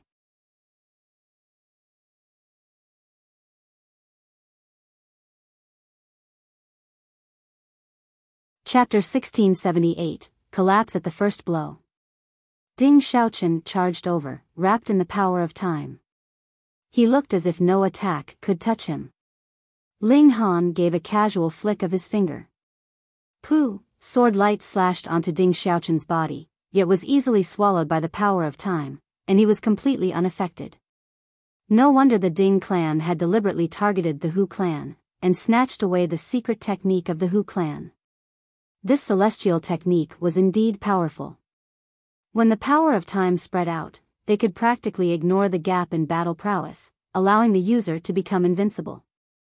However, Ling Han, too, had a considerable number of celestial techniques in his grasp. Ha had even learnt the Tide of the Ages as well, and had more so obtained the complete secret technique from Hu Yu. In terms of the grasp of this type of celestial technique, Ling Han was not inferior to the Ding clan at all. The difference lay in the fact that his present cultivation level was still too low, so he was unable to completely execute the might of this celestial technique to the fullest.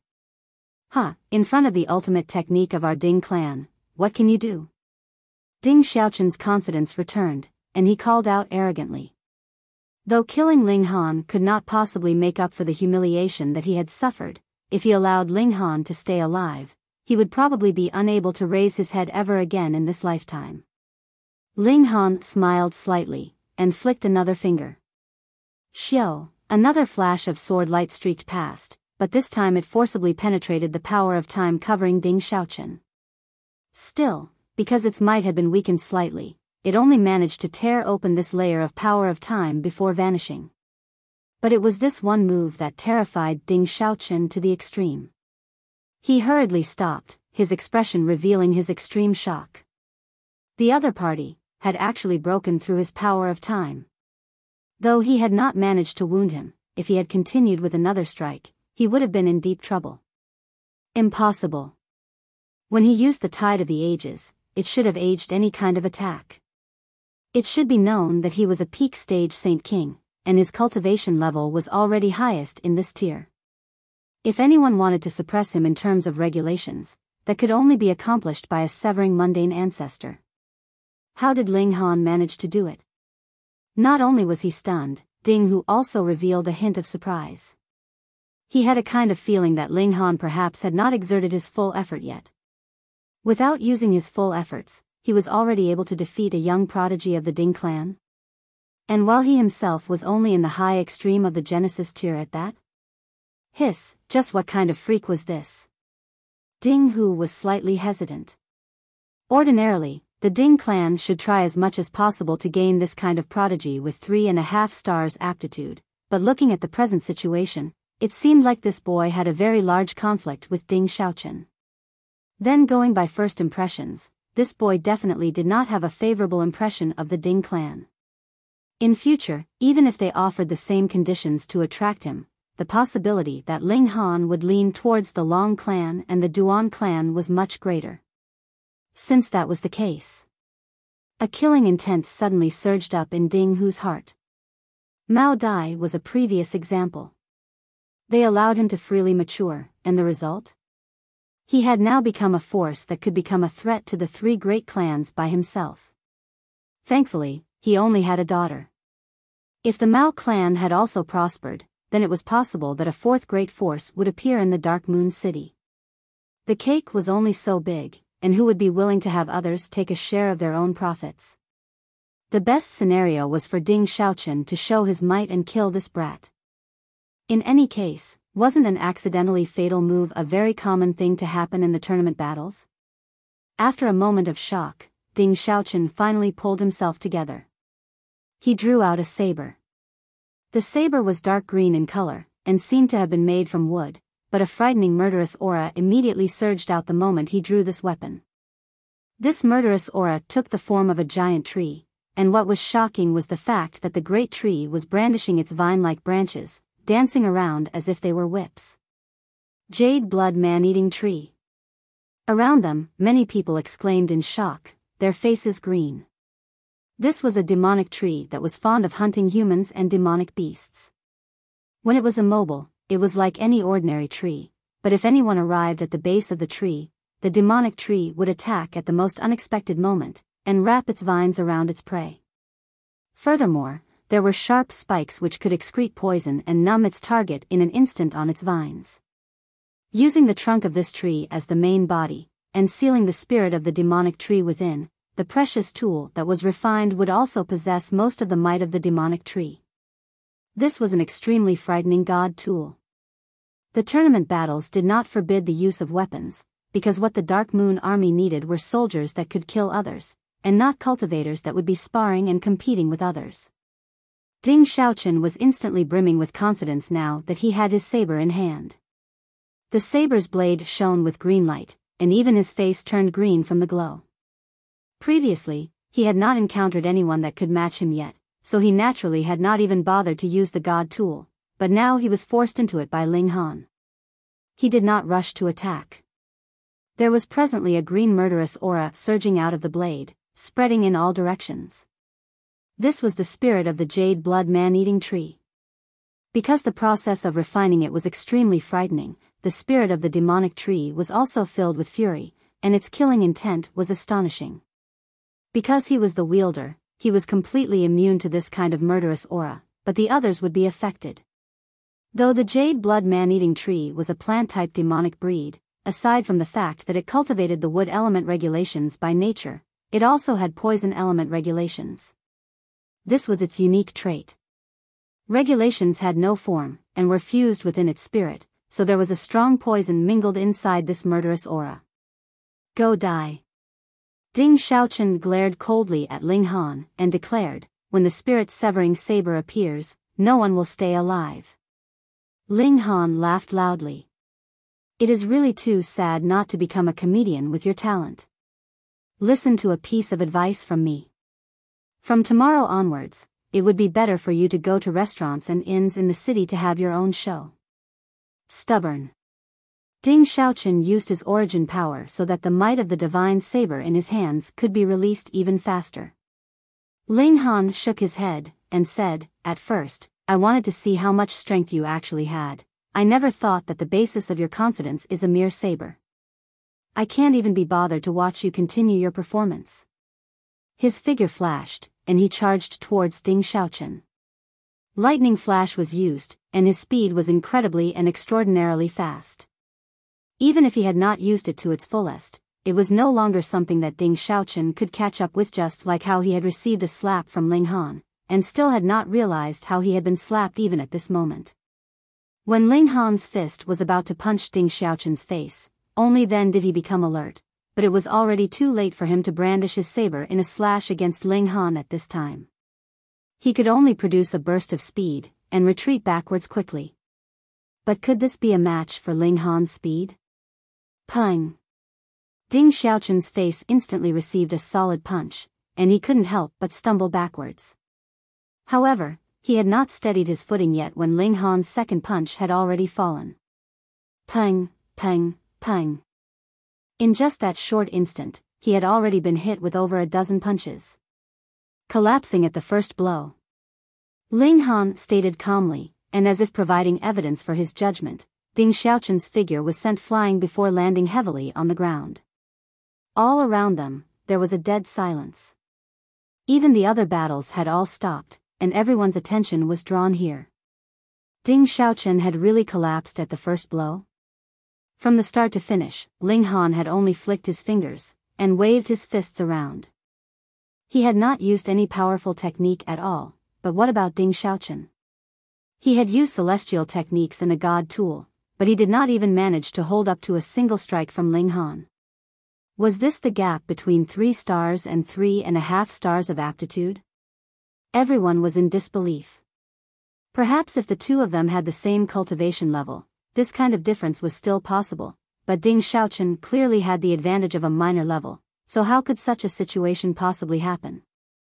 Ding Xiaochen struggled to his feet, and pang, he was sent back to the ground with another blow from Ling Han. On the tournament stage, as long as one party had not collapsed or admitted defeat, the battle would continue. Ding Xiaochen was unwilling to admit defeat. He had already lost all his pride from being beaten by Ling Han, and if he was to admit defeat in public, then he would really be unable to hold his head high ever again.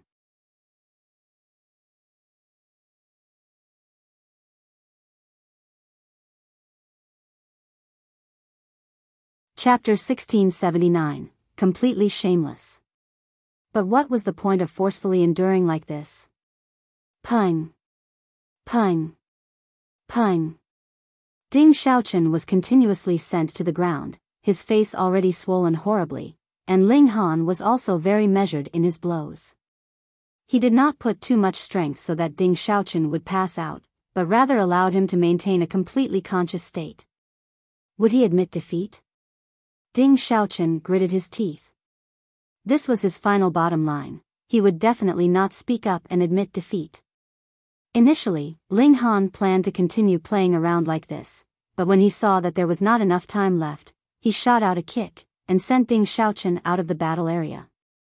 According to the rules, this naturally was judged as a loss. Humph. Ding Hu was extremely displeased, and suddenly opened his eyes, glaring at Ling Han.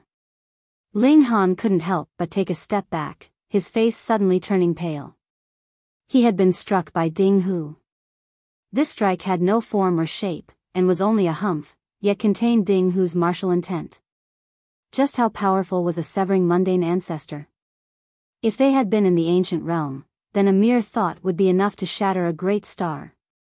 And now, this kind of psychic blade had struck Ling Han, so how could it possibly be a pleasant feeling?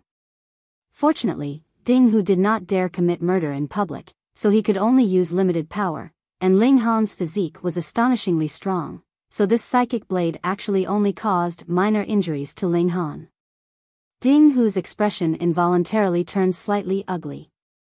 His initial intention had been to cause a severe injury to Ling Han. This kind of result caused him both displeasure and shock. This young man's physique was too shocking. He only suffered minor injuries even after taking a psychic blade from him.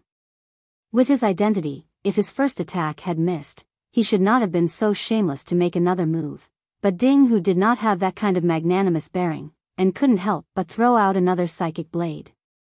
Pooh! Ling Han's chest instantly split open, and blood gushed out. Even his half-star divine metal-level physique could not block such a blow. The severing mundane tear was too strong. Ling Han stumbled. He knew this must have been a move from Ding Hu. In this place, only this severing mundane tear could have posed a threat to him. He only felt an agony in his chest like a flame burning. Ding Hu was really too despicable. Not only did he wound him with a psychic blade, he also inserted a sliver of his own martial intent into the blade. His purpose was to torment him for a few decades. This was a warning. To dare wound a member of his Ding clan, this would be the punishment. Of course, if Ling Han encountered other severing mundane tier elites, he could ask the latter to help him dissipate this martial intent, but the question here was, how many people would be willing to offend the Ding clan for the sake of a nameless nobody? Every elite had their unique martial intent, and there were only 30+ severing mundane tiers in Dark Moon City, so they were all familiar with each other. Ling Han steadied his footing, and looked towards Ding Hu, his eyes burning with blazing fighting spirit as well as a kind of powerful disdain. Your Ding clan only knows how to bully others with your superior might. A so-called severing mundane ancestor actually made a move on a junior twice, and was actually shamed into anger just because he had missed. How utterly shameless. On the other side, the Empress was also bursting with killing intent. Not one person actually dared to stand within 30 meters of her. They had all stepped back, or their hearts would have burst. However, the Empress did not move rashly. It was true that she was proud, but if she had been a rash fool, how could she have possibly sat on the throne of the chaotic star's majestic empire for 1,000,000 years? She would have long since been taken into someone else's harem as a prized possession. And now, she had to bear it. The Empress clenched her hands into fists, her beautiful eyes flickering with the flames of rage. If looks could kill, then Ding Hu would have already died a few thousand times over. A dead silence fell. Anyone could guess that this had been a move from Ding Hu, but who would dare to rebuke a severing mundane ancestor? Even Mao Shuyu was hesitant. Her father had strictly told her to conduct herself virtuously, and not to have any kind of involvement with the three great clans. Ding Hu calmly said, "In the previous battle, 3590 has been sent out of the grounds by 5574, but 5574 has also been seriously wounded by 3590, and this battle would barely be considered a victory for 5574. 3590 was Ding Xiaochen's serial number, and 5574 was Ling Han's." Going by Ding Hu's explanation, Ding Xiaochen was actually more or less Ling Han's equal. Though he had been sent flying, he had also wounded Ling Han severely. Fuck, could he be any more shameless? It clearly was Ding Xiaochen that had been terribly defeated, and you were also the one who had wounded Ling Han, yet actually shamelessly placed this merit under Ding Xiaochen's name. Correct. Ding Hu making a move on Ling Han was bullying the weak with his superior strength, but in Ding Xiaochen's case, that was a battle of equals. Though there was a gap of a whole minor level, it could just barely be considered just. The word merit was not used in an exaggerated manner. If it were not for the fact that Ding Xiaochen had actually been sent flying out, Ding Xiaochen might even distort the facts, and it was possible that he would judge this as Ling Han's loss. When Ding Hu finished his words, a commotion broke out among the 1,000 or so gathered here. They had seen some shameless people, but this was their first time that they had seen someone shameless to this extent. Humph. Ding Hu's eyes swept over them, and as a frightening intimidation surged out, it instantly suppressed everyone's displeasure. Who dared violate the authority of a severing mundane ancestor? Once again, a dead silence fell. Only then did Ding Hu nod in satisfaction, and declared, "Continue the challenges." When everyone heard this, their expressions shifted once more. What Ding Hu meant was there was no need to allow Ling Han to rest, and they could begin challenging Ling Han immediately. But Ling Han had just been severely wounded by a severing mundane ancestor, and was not even allowed the slightest bit of recovery time. How could he possibly be able to bear anyone's attacks? Even an eternal river tear would probably be able to defeat him. So ruthless, everyone exclaimed in their minds.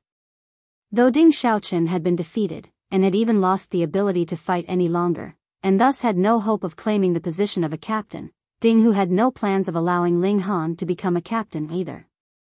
Ding Hu broke into a faint smile. Merely a nameless nobody, and he thought he could oppose the Ding clan? What a joke.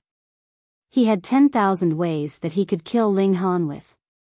After a momentary silence, the battle continued, but Ding Hu's expression was still incredibly dark because though Ling Han was proudly standing there, bleeding non-stop, no one actually moved to challenge him. These people. Ding Hu only felt that his authority had received a great provocation. He already said that they could challenge him, but there was not a single person that made a move on Ling Han. Did these people plan to rebel against him? His eyes swept over them, and everyone lowered their heads, not daring to make eye contact with him. Everyone had a bottom line, and what Ding Hu had done today had already crossed everyone's bottom line. Cultivators only respected true strength. If Ding Hu had called out anyone to challenge Ling Han, then no one would have been able to endure such pressure, and would definitely have been compelled to move. However, the law did not punish numerous offenders. Ding Hu couldn't punish all of them, right? Then, it was natural that no one would step out to challenge Ling Han. Even if they could defeat Ling Han now, they would be scorned by others in future. Who would respect such a captain?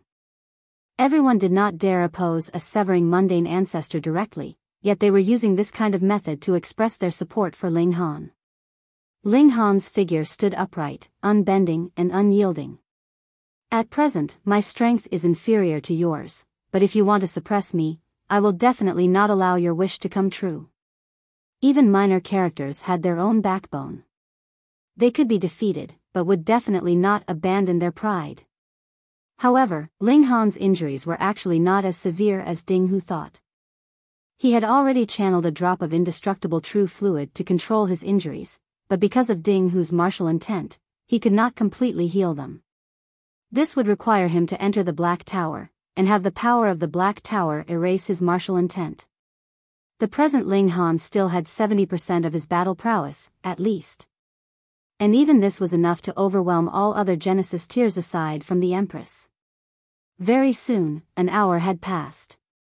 Normally, since Ding Hu had already said that challenges could immediately begin, then the countdown should have begun from that moment, and Ling Han would already be the first that has risen above the others, and become the first captain of this selection of reserve troops.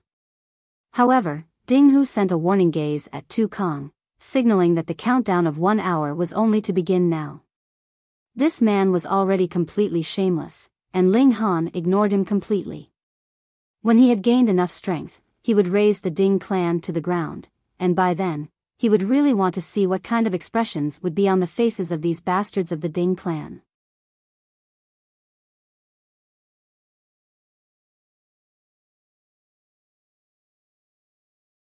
Chapter 1680, If the Price is High Enough. Ding Hu's expression was dark. As a severing mundane tier, it had already been a very long time since he had such an unpleasant experience, but now a mere Genesis tier actually caused him to bear such a powerful killing intent.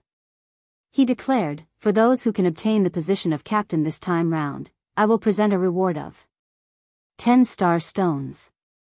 Star stones were a natural resource unique to the celestial realm, and were made from the shards of stars above the 9 heavens, which were also meteorites. The 9 heavens of the celestial realm could not be ascended. As legend had it, only celestial kings could ascend, so one could only wait until the shards of stars in the skies fell down as meteorites to be able to refine star stones out of them. The Tao of heaven and earth were contained within, and were of great help to the advancement of cultivation level for cultivators. Including the Dark Moon Army, every soldier of the enlisted army could obtain 2 star stones as their pay, and every member of the reserve troops would earn 1. Even a captain could only earn 2, which was the same as any soldier of the official army. And now Ding Hu promised 10 star stones. This reward could be claimed to be quite generous. Don't think that time was cheap in the celestial realm. Because competition in the celestial realm was cruel, time would only be more valuable. What was Ding Hu's purpose? Everyone was clear, he wanted to use wealth to get others to make a move on Ling Han. If I exert pressure, you all think that the law does not punish numerous offenders, and ignore me completely, but what about 10 star stones? Who could refuse? To Ding Hu, taking out 100 star stones naturally was only a small token, merely the cultivation resources for 1 month for a severing mundane tier. If the price was high enough, there would be those who were willing to be bought. Previously, no one had made any move. Firstly, even if they defeated Ling Han, they would be uncomfortable even in the position of captain. It was like there was a fire lit under their behinds. But it was a different story with a reward of 10 star stones. A lot of people were willing to give it a try. There would be one person that would be eliminated from the reserve troops every single year. What if they were eliminated in their very first year? Hence, 10 star stones were still considerably valuable. Xiao, a person shot out, and stood in front of Ling Han. It was a man whose looks were not outstanding. He clasped his hands in Ling Han's direction, and asked, Brother, I have no wish to wound you, so could you admit defeat on your own volition? Ling Han's eyes burned fiercely. Facing a man that planned to take advantage of his critical state, what need was there for him to be polite? Scram, he stated calmly. You take my kindness as ill intention? The man smirked coldly, and suddenly shot out, charging towards Ling Han. As he saw it, with how severely wounded Ling Han was at present, he would be able to defeat him with a light blow. Thus, He even cautiously controlled his strength to avoid killing Ling Han with a single blow. Ling Han moved, and gripped that man's neck with a single move. Then, he slammed him into the ground. Peng, that man was instantly sent heavily onto the ground. He had not even managed to get up when Ling Han had already stepped on his head. "Take off your foot." The man roared in fury. This was too humiliating. He pushed with both hands against the ground, wanting to stand back up. Ling Han ignored him. He only looked at Ding Hu, who was on the high platform. Then, with a slight effort of his right foot, Peng, the man's head below his foot was forcibly stomped into the hard rock. It should be known that the rocks here were extremely hard, and were completely capable of sustaining a powerful barrage from a Genesis tier, yet Ling Han actually stomped a man's head in with one foot. What kind of concept was that? The arms of the man below his foot immediately drooped lifelessly as he had directly passed out. Ling Han's foot was placed on that man's head, while his eyes were fixed on Ding Hu. His provocation was leaping from his action. "Come on then, what other tricks do you have? I will take all of them on." How domineering. Everyone paled in silence. This brat was really fierce to actually dare to oppose a vice commander publicly like this. Could it be that he did not know that this vice commander would be their overseer for as long as 100 years here? If you were not eliminated, then you would have to live under his shadow for the next 100 years. But even more people could feel their blood burn hot, feeling that this was what a true man was, and this was what a true cultivator should be like. The fury of even an ordinary man could spill blood in all directions. Ding Hu's little finger involuntarily moved. This was a signal that he was close to being unable to control his killing intent. But if he dared make a move to kill at this moment, he definitely would be targeted by the Long clan and Duan clan. It was not impossible that he would be punished with death, even. The relations between the three great clans definitely could not be considered amiable, especially with the Ding clan's precedent. They had caused another prestigious clan, the Hu clan, to suffer a destructive calamity, so who would not guard against them? There will be a chance, there will be many chances in future. Ding Hu told himself mentally. He closed his eyes once more, ignoring Ling Han's provocation. He actually did not know what was going on. The moment he set eyes on Ling Han, he felt dislike for him. Otherwise, how could he have so quickly forced a 3.5 stars aptitude prodigy onto the opposing sides of the Ding clan? Perhaps he had seen the hatred that Ling Han bore towards the Ding clan in his eyes. After an hour, another greedy man moved to attack Ling Han, thinking that his might was only short-lived, and that it was impossible for him to continue such a performance, but the result was still the Sami was pressed down onto the ground by Ling Han with a single move, and had his head stomped into rock. There really was no one else that was this domineering. After this, no one else dared challenge Ling Han, he was too powerful. Before the 3 days' time had passed, the 10 captains had actually all emerged. Everyone had eyes they could see with. Those who could successively win over a dozen battles were definitely overwhelmingly strong, so it would be better for them to avoid seeking their own suffering. Next, it was the allocation of members for the 10 troops. Every person could choose to follow any of the captains, and the captain could also choose whether to take them in or otherwise. This was a two-sided decision. When everyone had made their choice, those remaining would be randomly stuffed into the troops that did not have the full 100 whether they liked it or not. Ling Han stood, his blood still flowing profusely. The martial intent of severing Mundane tier was wreaking havoc in his blood and flesh, and even the indestructible Heaven Scroll was unable to expel it. This gap in cultivation level was really too wide. He was like a lone wolf that had been injured and was bleeding, yet his fighting spirit burned even fiercer than before, and was more frightening now. The Empress naturally chose him to be her captain without hesitation, but aside from her, no one else dared come over to his side. Who dared to offend Ding Hu? Previously, it could be claimed that the law did not punish numerous offenders, but if anyone were to take the initiative to follow Ling Han now, then wasn't that a direct slap to Ding Hu's face? Who would dare slap the face of a severing Mundane ancestor? Compared to the other captains, who had many visitors, Ling Han's side was deserted. An indifferent smile hung on his lips, and he was indeed uncaring. He merely wanted to make use of the Dark Moon army to fit in with the celestial realm, and did not have any other thoughts aside from that. Since he had no particular ambition, he naturally feared nothing. Of course, he definitely had a clear short-term goal by now, and that was to destroy the Ding clan. The other 9 captains soon finished their recruitment, and the remaining 98 people had no other alternative, and were forcibly listed under Ling Han's banner. At this time, they had no further need to use serial numbers, and registered their own names and personal information. Ling Han found out that that assassin that looked like a kid was named Wei Bo, the woman who used the corrosive power of darkness was called Qin Hanyu, and the old man covered in black scales was called Luo Xinyang. Because Ling Han's subordinates were all those remaining after the best had been chosen, their quality was naturally also the most inferior. It was inevitable that they were all sighing in despair.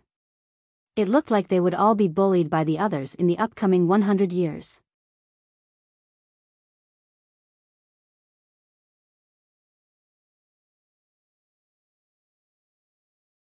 Chapter 1681, A Mission Has Arrived.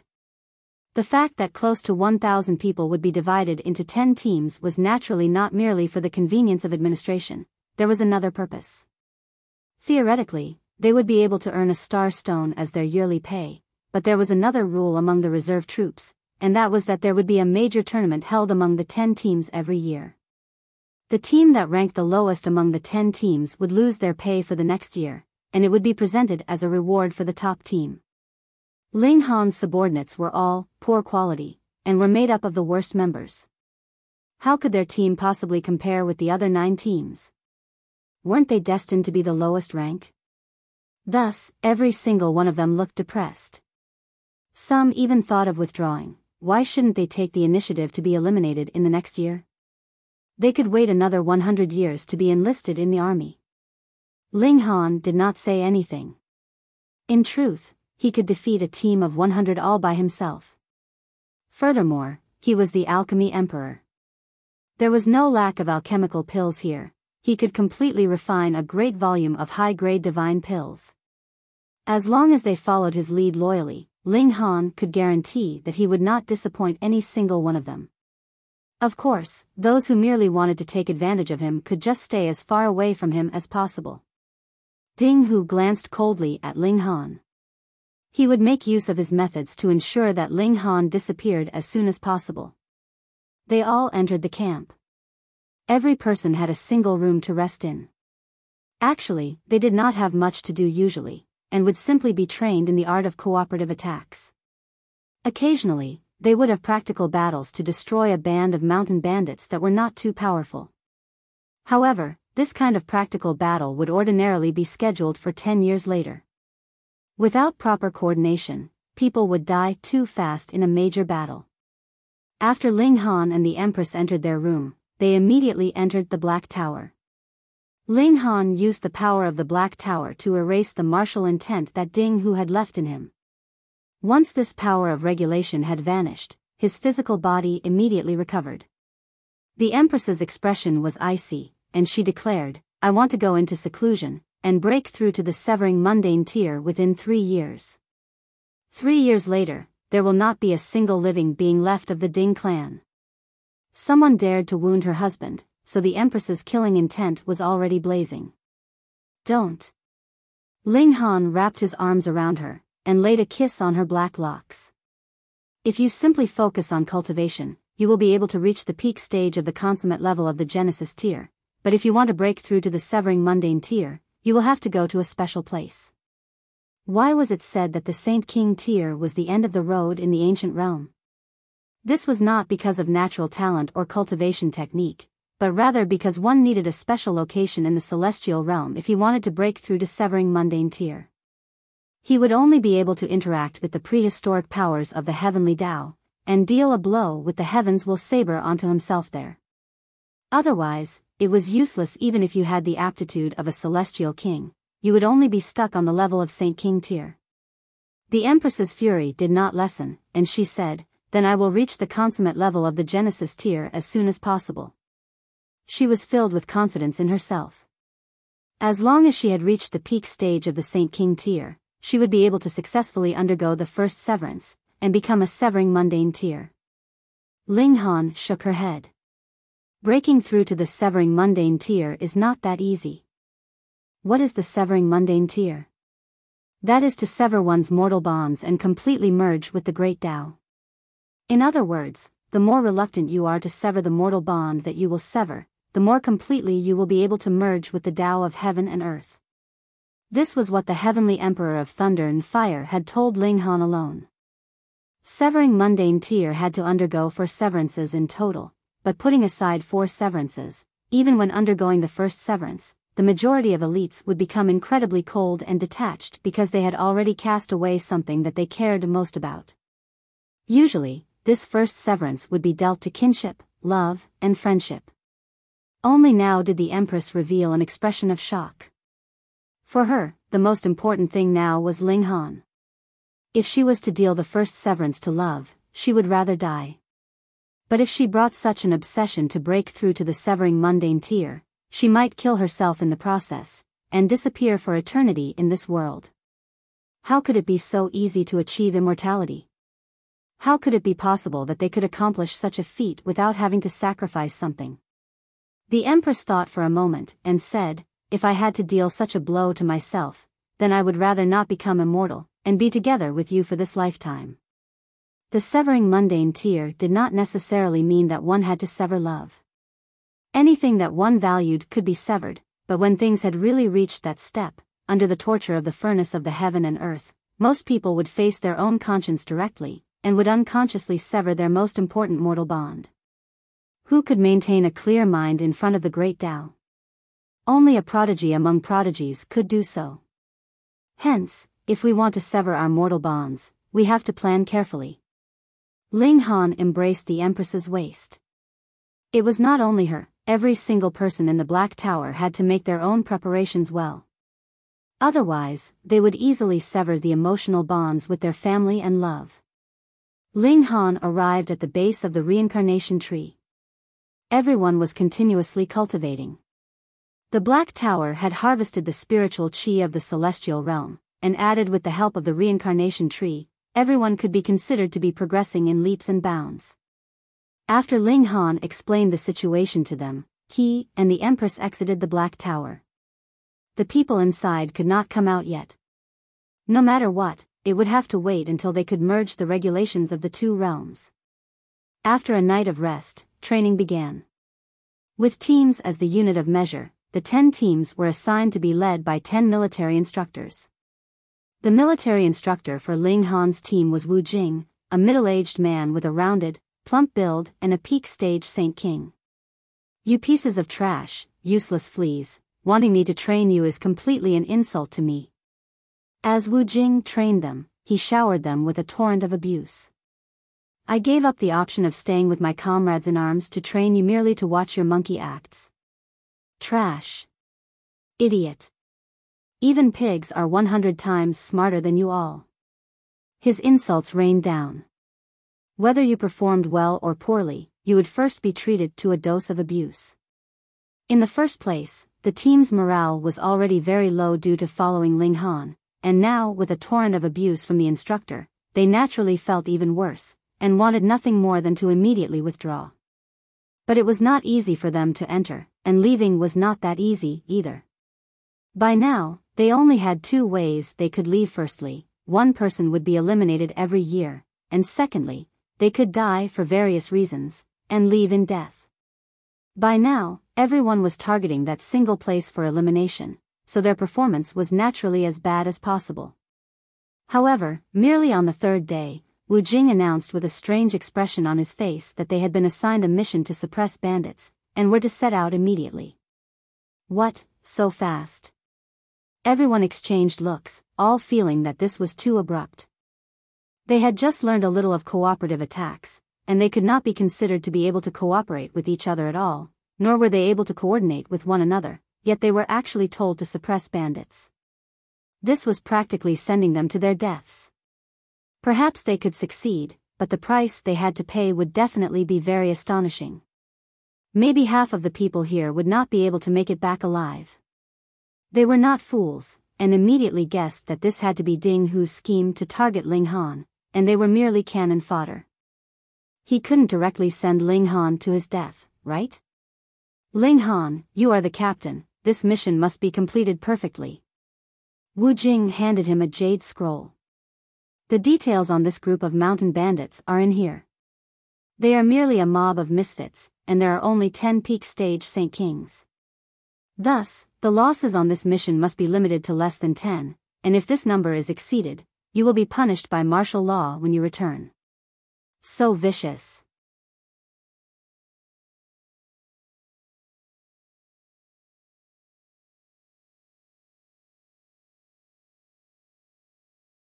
Chapter 1682, Easily Resolved. Ling Han definitely did not believe Wu Jing's words. Perhaps he was merely passing on a message, and even he himself was not clear about the true strength of that band of mountain bandits, but Ling Han was sure that since this was Ding Hu's scheme to target him, how could he possibly allow him to so easily pass the test? This band of mountain bandits had to be very strong. Even if they could not kill Ling Han, they would be capable of causing serious damage to his team, and even if Ling Han returned, he would be punished heavily.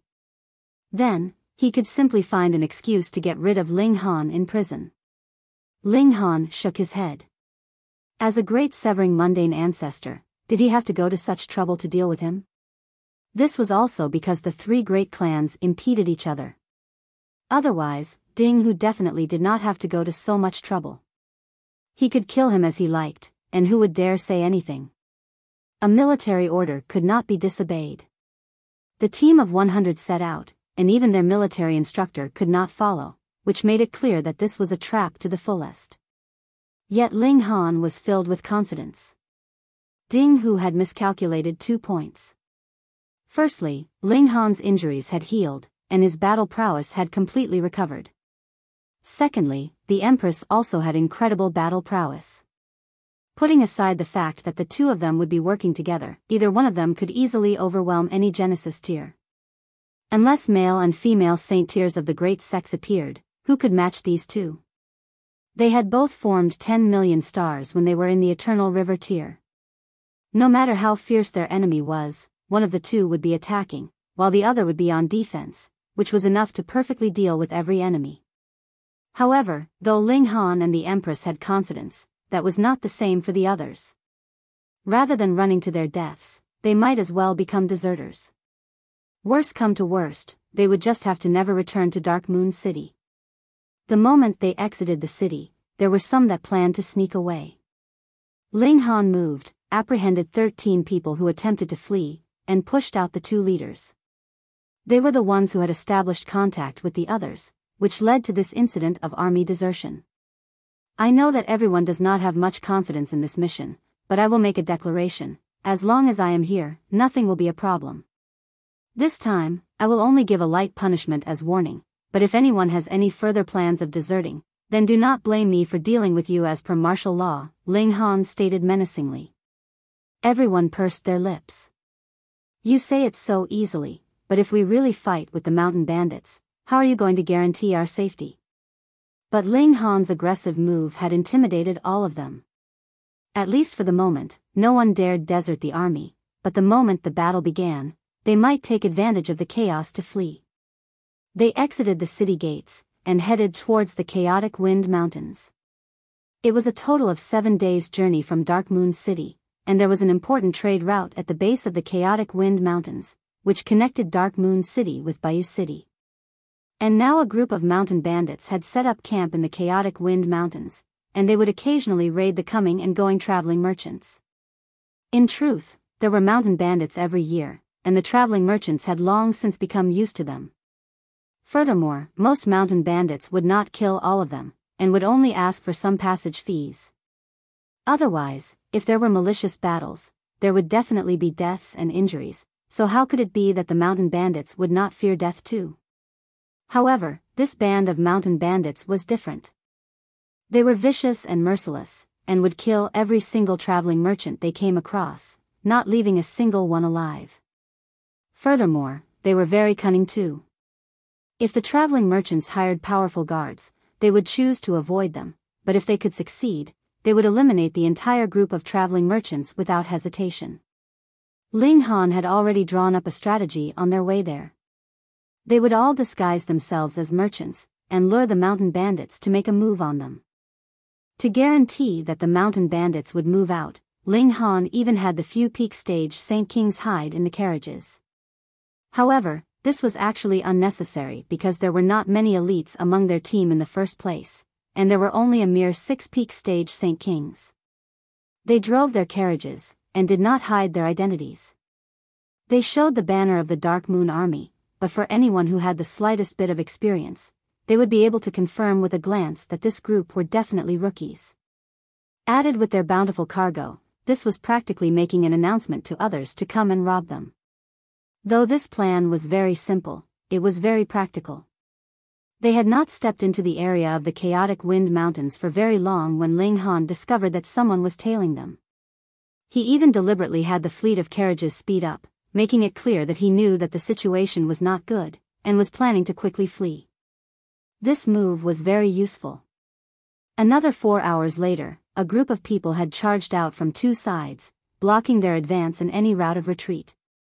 "We want only valuables, so obediently submit yourselves to capture.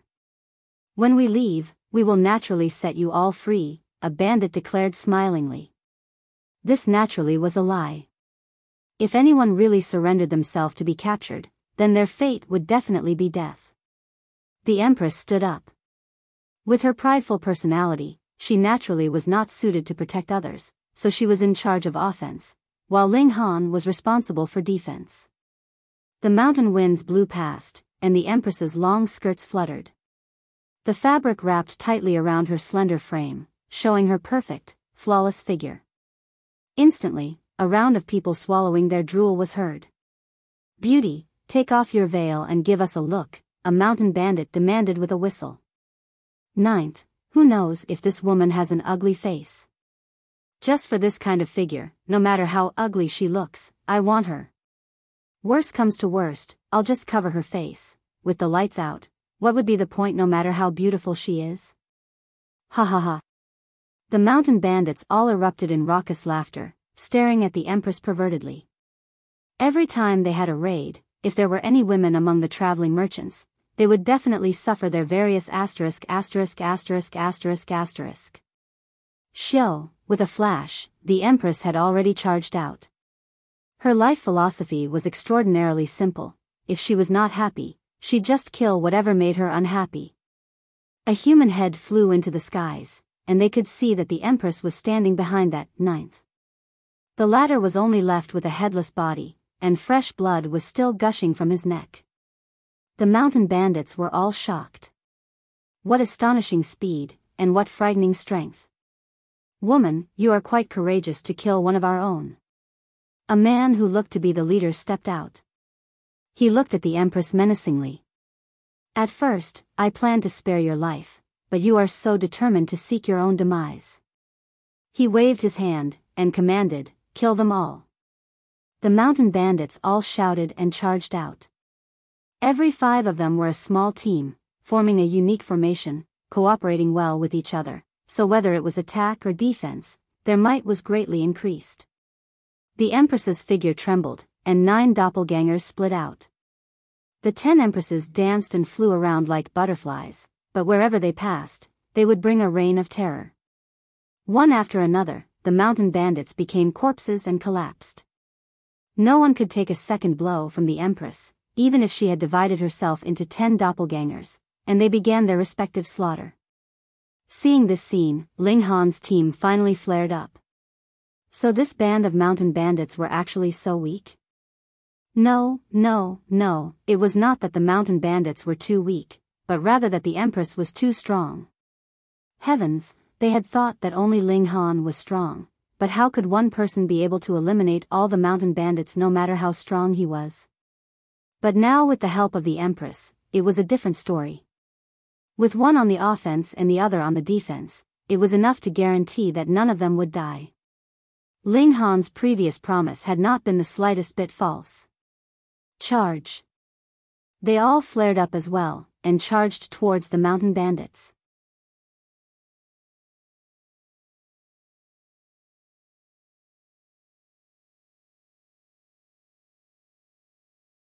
Chapter 1683, Capture All in One Go.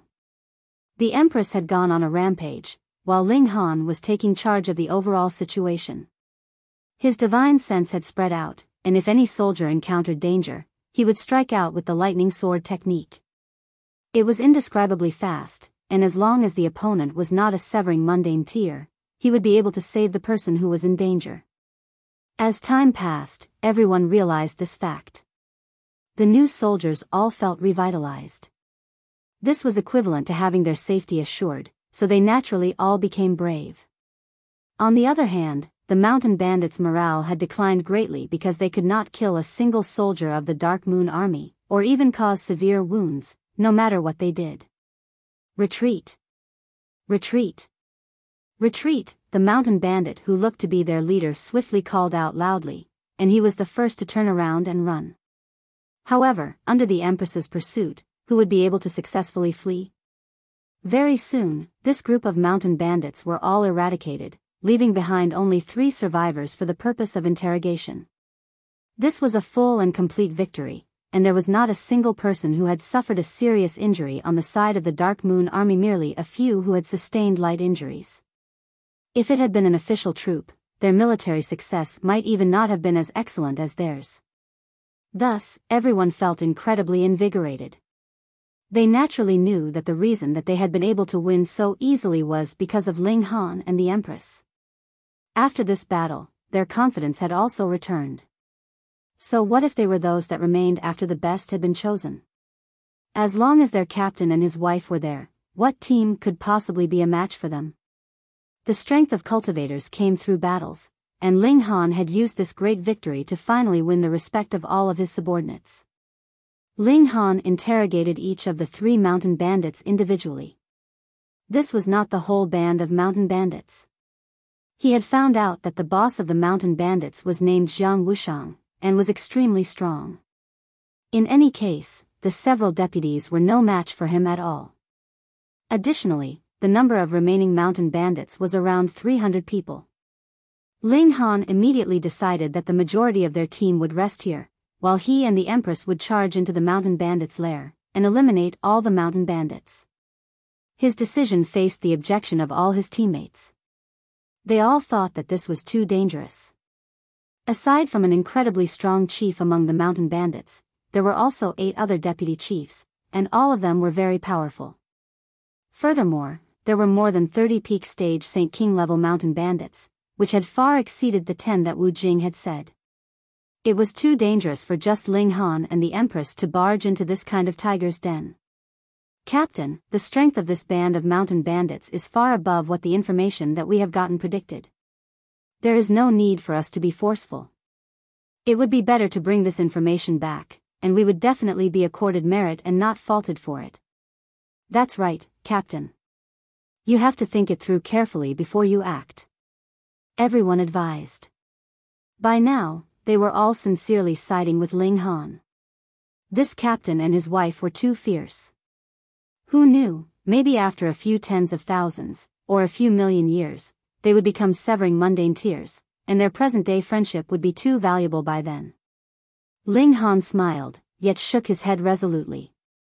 He was definitely going to the mountain bandits' lair. Why? It was very simple. How many traveling merchants had this band of mountain bandits robbed? Furthermore, all of them had been robbed completely, and they had accumulated a great volume of wealth in a short few years' time. If he were to raid them now, then everything would be his. What benefits would merely reporting information bring him? He and the Empress set out. The 3 mountain bandits had already confessed the exact location of the mountain bandits' lair, so Ling Han and the Empress only had to travel according to the set route.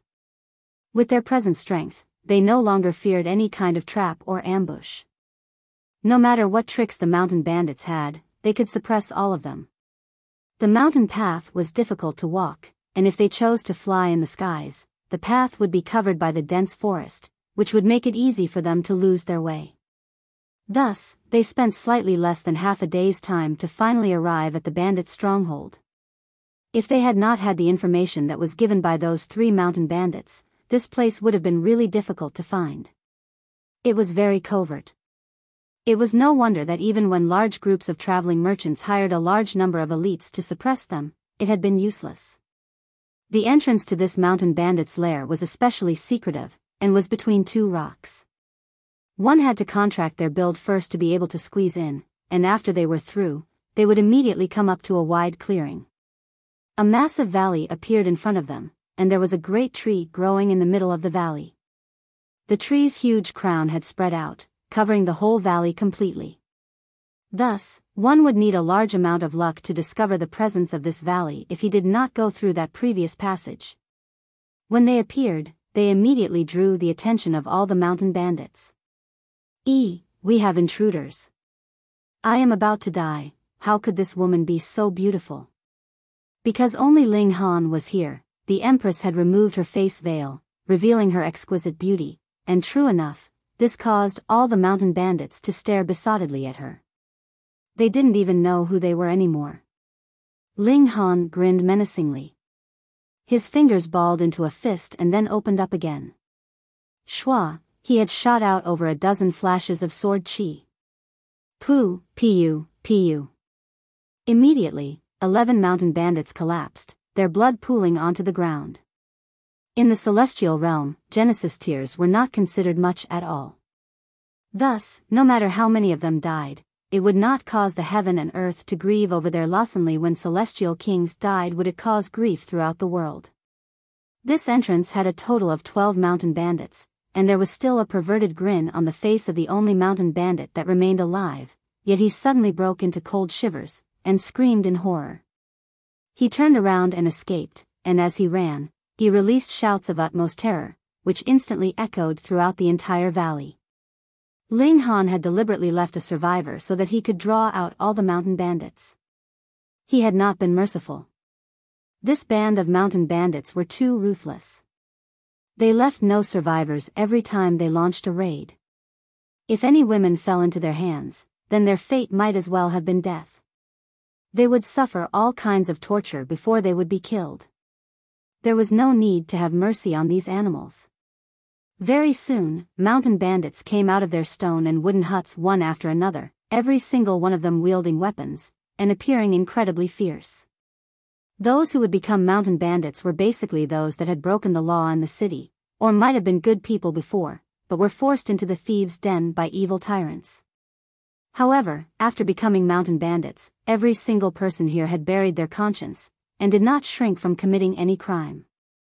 Even if they had originally been good people, they would still lose themselves amidst bloodshed and slaughter, and their psyche would be distorted. They thought that they had suffered injustice, and would seek their revenge on innocents.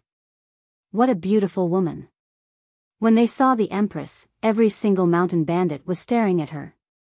The Empress's beauty could conquer all, and even in a situation in which she was the enemy, her beauty was capable of making everyone feel carefree and relaxed.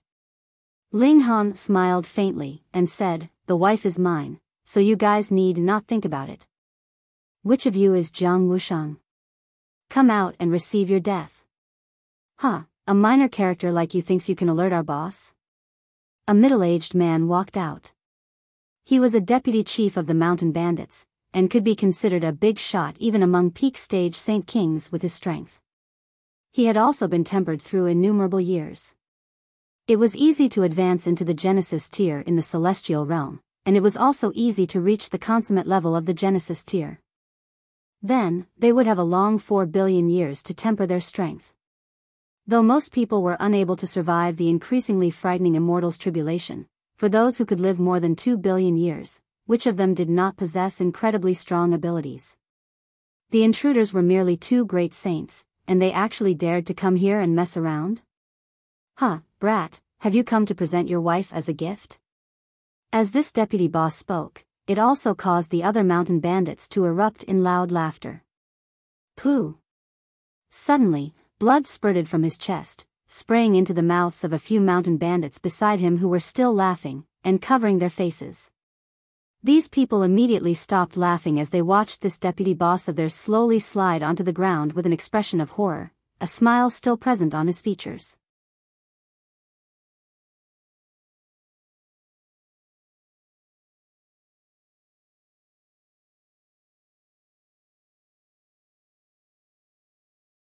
Chapter 1684, Jiang Wushang. A big shot among peak stage Saint Kings was actually insta-killed. Ling Han withdrew his fingers, smiled calmly, and declared, "Jiang Wushang, come out and meet me." All the mountain bandits exchanged looks, and the remaining several deputy chiefs all had menacing expressions as they declared, "We move together. Kill the man and capture the woman alive." Though they could feel that this was problematic, none of them could bear to kill the empress. If such an exquisite beauty were to die, that would really be a great pity. However, there was no need for them to be so polite towards Ling Han. Boom, at least a few hundred mountain bandits leaped up, and launched an offensive against Ling Han. They had used their full strength, and multiple silvery rivers appeared, stars forming and destroyed within them. Multiple regulations appeared. After all, these mountain bandits had all reached the Genesis tier. Those that did not manage this were not even qualified to join them. Die. The Empress humphed, and her 9 doppelgangers appeared, releasing various powerful techniques.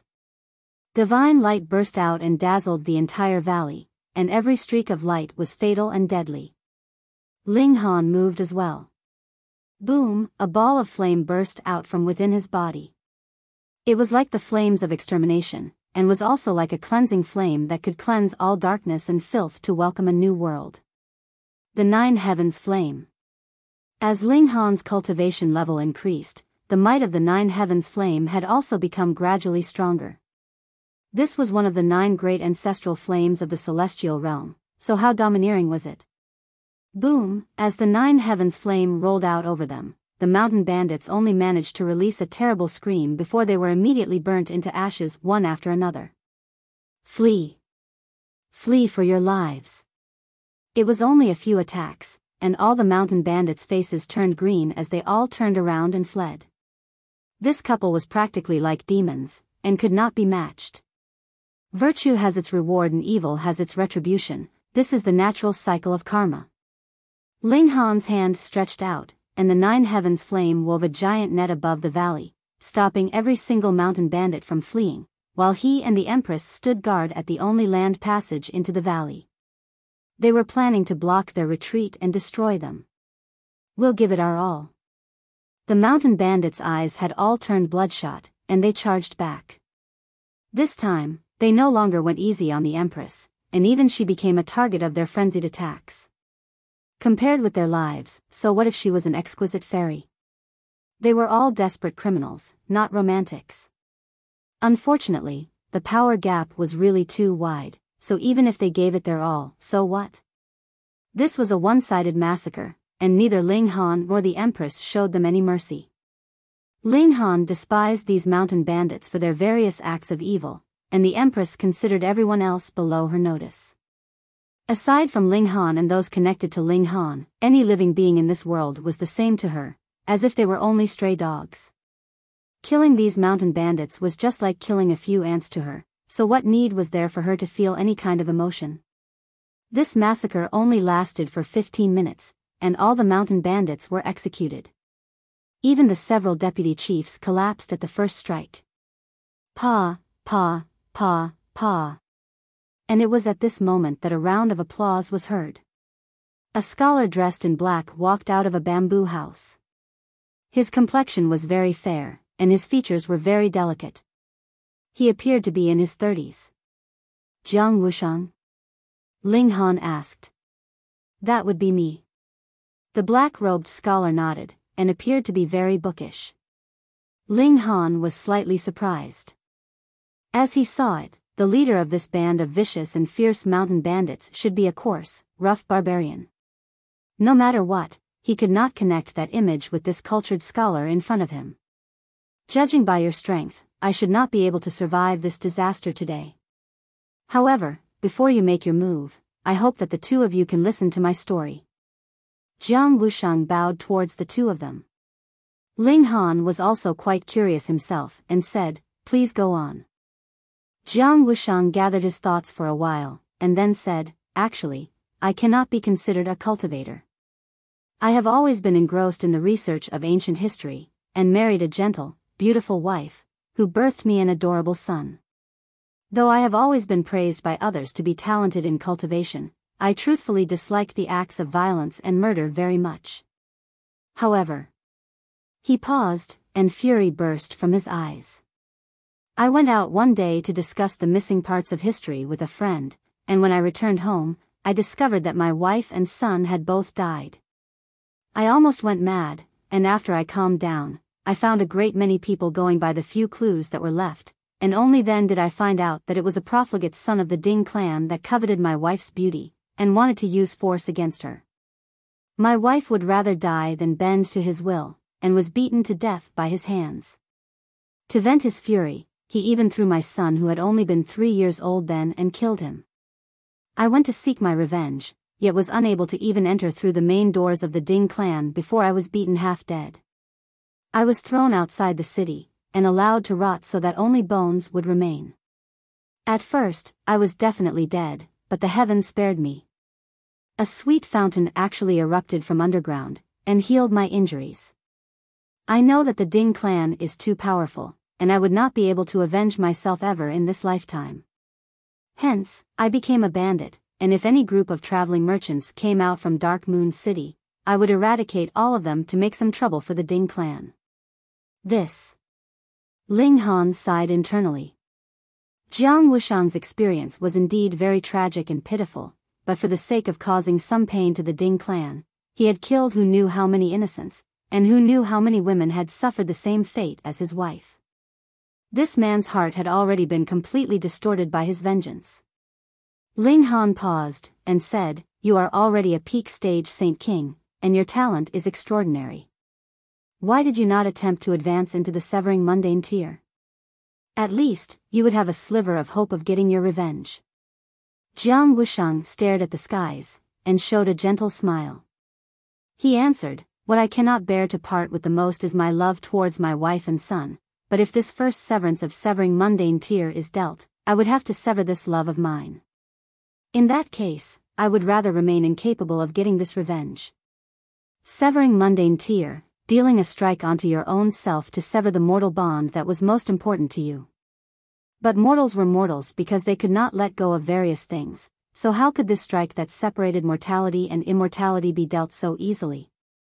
Jiang Wushang was undoubtedly a sentimental person. For the sake of not forgetting the love for his wife and son, he did not even attempt to break through to the Severing Mundane tier, and even abandoned his vengeance. Ling Han sighed, and said, "Jiang Wushang, your crime is too heavy, and I have no choice but to kill you. However, I can promise you that there will come a day that I will eradicate the Ding clan and give you justice." Jiang Wushang laughed loudly, and said, "Whether the two of you are able to succeed or not, I will first thank you. This is my final battle, so allow me, a person who despises battle, to have a brilliant fight, and bring an end to my life after I have given it my all." He gave a light shout, and a frightening aura surged out of his body, strong enough to make even a peak stage Saint King tremble. "When I was in the Eternal River tier, I had formed 6 million stars.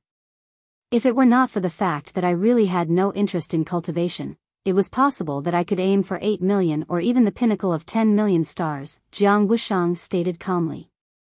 "Thus, the two of you must not be careless. If you were killed by me, ho ho."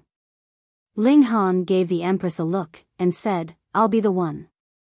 Though Jiang Wushang's crime was heavy, he could still be considered a man, so it should be he who sent him on his final journey.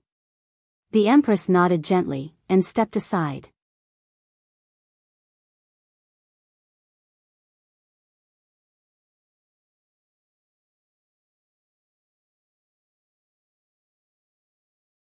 Chapter 1685, A Scroll That Could Not Be Opened. Charge!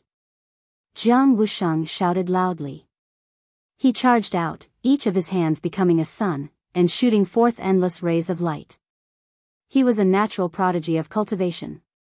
Even if he had not spent much effort on cultivation, his battle prowess was still frighteningly high. Every strike could cause the heaven and earth to pale. If he had been in the ancient realm, he could have destroyed a great star with a single breath. It had to be known that even if a small saint wanted to destroy a star, he would have to take a long time to build up enough power for a strong attack. So what kind of concept being capable of shattering a star with a single breath was? But in front of Ling Han, this was still insufficient. Putting aside the fact that Ling Han's battle prowess was invincible among the Genesis tiers, even if he did not fight back, how could Jiang Wushang manage to overcome his physique? However, Ling Han did not rush to attack. This was Jiang Wushang's final battle. He decided to let the latter unleash his full battle prowess, and end his life after he had fully expended himself. Jiang Wushang had absolutely no thought of loss or victory. He only wanted to fully display all the comprehension that he had accumulated in this lifetime, and with his strength, he could have eradicated this entire thieves' den all by himself, which was proof of how extraordinarily strong his battle prowess was. It was clear that he rarely fought. His every move was incredibly shaky, but this time, his only thought was fighting. With his talent, he swiftly washed away the shakiness of his techniques, and became proficient at them and merciless. Even Ling Han had the thought of treasuring his talent, but he forcibly suppressed this urge. Boom, the 9 heavens flame leaped out, and as lightning flash was used, he confronted him directly. The tide of the ages could age all attacks, and his fist landed on Jiang Wushang's chest. Boom, the fist penetrated his heart and came out through the other side, yet not a single trace of blood could be seen on his fist. With the burning of the 9 heavens flame, what blood could possibly be left? Jiang Wushang coughed up blood. He looked at Ling Han, and the light in his eyes dimmed, but a smile of relief broke out on his lips. Even he hated this kind of himself, but he did not dare to commit suicide, as his powerful hatred continuously castigated him. His lashing back at others so madly was in fact an attempt to seek his own death, hoping that an elite would appear and make the move he could not, and take his life for him. In this way, he would be able to reunite with his wife and son in the underworld. If there was a next life, they could become husband and wife, father and son once more. The 9 heavens flame burned furiously, turning Jiang Wushang into ashes, which returned back to nature. Ling Han was slightly silent for a moment, then turned around, and grinned at the Empress. "We'll do some gathering, and then go home." The Empress nodded. Because she only had Ling Han in her eyes, she naturally would not be emotionally affected by Jiang Wushang's story and death, but the phrase, "go home," immediately turned her into a tender, little woman. The two of them gathered all the treasures in the mountain bandit's lair. There were a great number of alchemical pills, silk fabrics, saintly materials, and saintly medicines. When they found any godly metal, Ling Han would directly have the divine demon sword swallow them, and when they finished their rounds, the divine demon sword had actually advanced. Level 19. As expected, there were bountiful resources in the celestial realm, and it was considerably easy for it to reach level 20. But from godly metal to divine metal, every step was incredibly hard to take. Not only did the divine demon sword have to swallow a large volume of level 20 godly metal, it also needed to survive a test from the heaven and earth. Celestial tools were equivalent to being celestial king tier level, so how could it be so easily reachable? "Ling Han, come take a look at this thing," the Empress called out from nearby. This was where the mountain bandits stored their treasures. Some items had been divided among them, but most of the treasures were still dumped here, and had not been stored away in spatial tools. The Empress held a scroll in her hand. It was completely black, and was heavy in her grip. It was incredibly hard. This was definitely not paper, but rather was woven from the combination of some kind of animal fur and metallic thread. From the outside, the scroll was visibly rolled up in layers, and was finally tied up with a sash, but it could not be opened at all. It was like this was not a sash, but rather something that had been melded together with the scroll. No matter how much effort Ling Han put in, he could do nothing to it. Ling Han and the Empress exchanged a look, and could see the surprise in each other's eyes. This must have been made by an elite. It may only be a letter, but if one's level is not enough, you would not even be qualified to open it for a look, Ling Han said. It should be known that he was already the strongest elite beneath the severing mundane tier, yet was not qualified to even open a scroll for a look. The two of them did everything they could, but were still unable to succeed. We'll keep it away first. Ling Han wanted to throw the scroll into the Black Tower, yet discovered, much to his surprise, that this could not be done, because he was unable to use his divine sense to wrap around this scroll. To use an analogy, his divine sense was like a net, and this scroll was like a heavy object that was trapped in the fishing net. It was so heavy that if he drew in the net, it would break through the net mesh and fall out. He could only keep the scroll on him, and his plans of using the Black Tower to open the scroll had failed. However, they really had a great harvest this time, and had gained more than 100 saintly medicines. If the mountain bandits had not expended them greatly, this number would have been far higher, and additionally, they also obtained a great amount of godly metal, but it had been swallowed by the divine demon sword. And there were also more than 1,000 star stones. They could help in the comprehension of Tao, as well as large amounts of satin fabrics, which had been woven from the silk of Genesis tier-level demonic beasts. They were on the level of saintly material, and if they were used to make clothing, its defense would definitely be good. Ling Han was very satisfied. He would have been even happier if he had not heard Jiang Wushang's tragic story, but this strengthened his resolve to raze the Ding clan to the ground. Whether it was in the ancient realm or the celestial realm, Ling Han had not heard that the Ding clan had produced any kind of good people. What he had heard and experienced personally was all the Ding clan's domineering and overbearing nature. Ling Han and the Empress returned, and when everyone found out that the whole mountain bandits' lair had been destroyed by just the two of them, they erupted in loud cheers. Naturally, no one would insensibly talk about the spoils of the battle. On their way back, they publicly flew the banner of the Dark Moon Army, so they naturally did not have to pay any entrance fee when they entered into the city. They were directly allowed to pass, and returned to the army camp. Ling Han went to report the combat results to Wu Jing. He skipped the details, and only said that this group of mountain bandits was really too weak, and they had easily wiped them out. Only 7 of their team of 100 had suffered light injuries, and not only were there no deaths, there were even no major injuries. This kind of military success stunned Wu Jing. He personally inspected the team himself, and looked at the large amount of corpses and weapons that they had brought back. There was no evidence more solid than this. He went to report to Ding Hu, but a command was passed down only after a short while, demanding that Ling Han hand over all the spoils of their battle.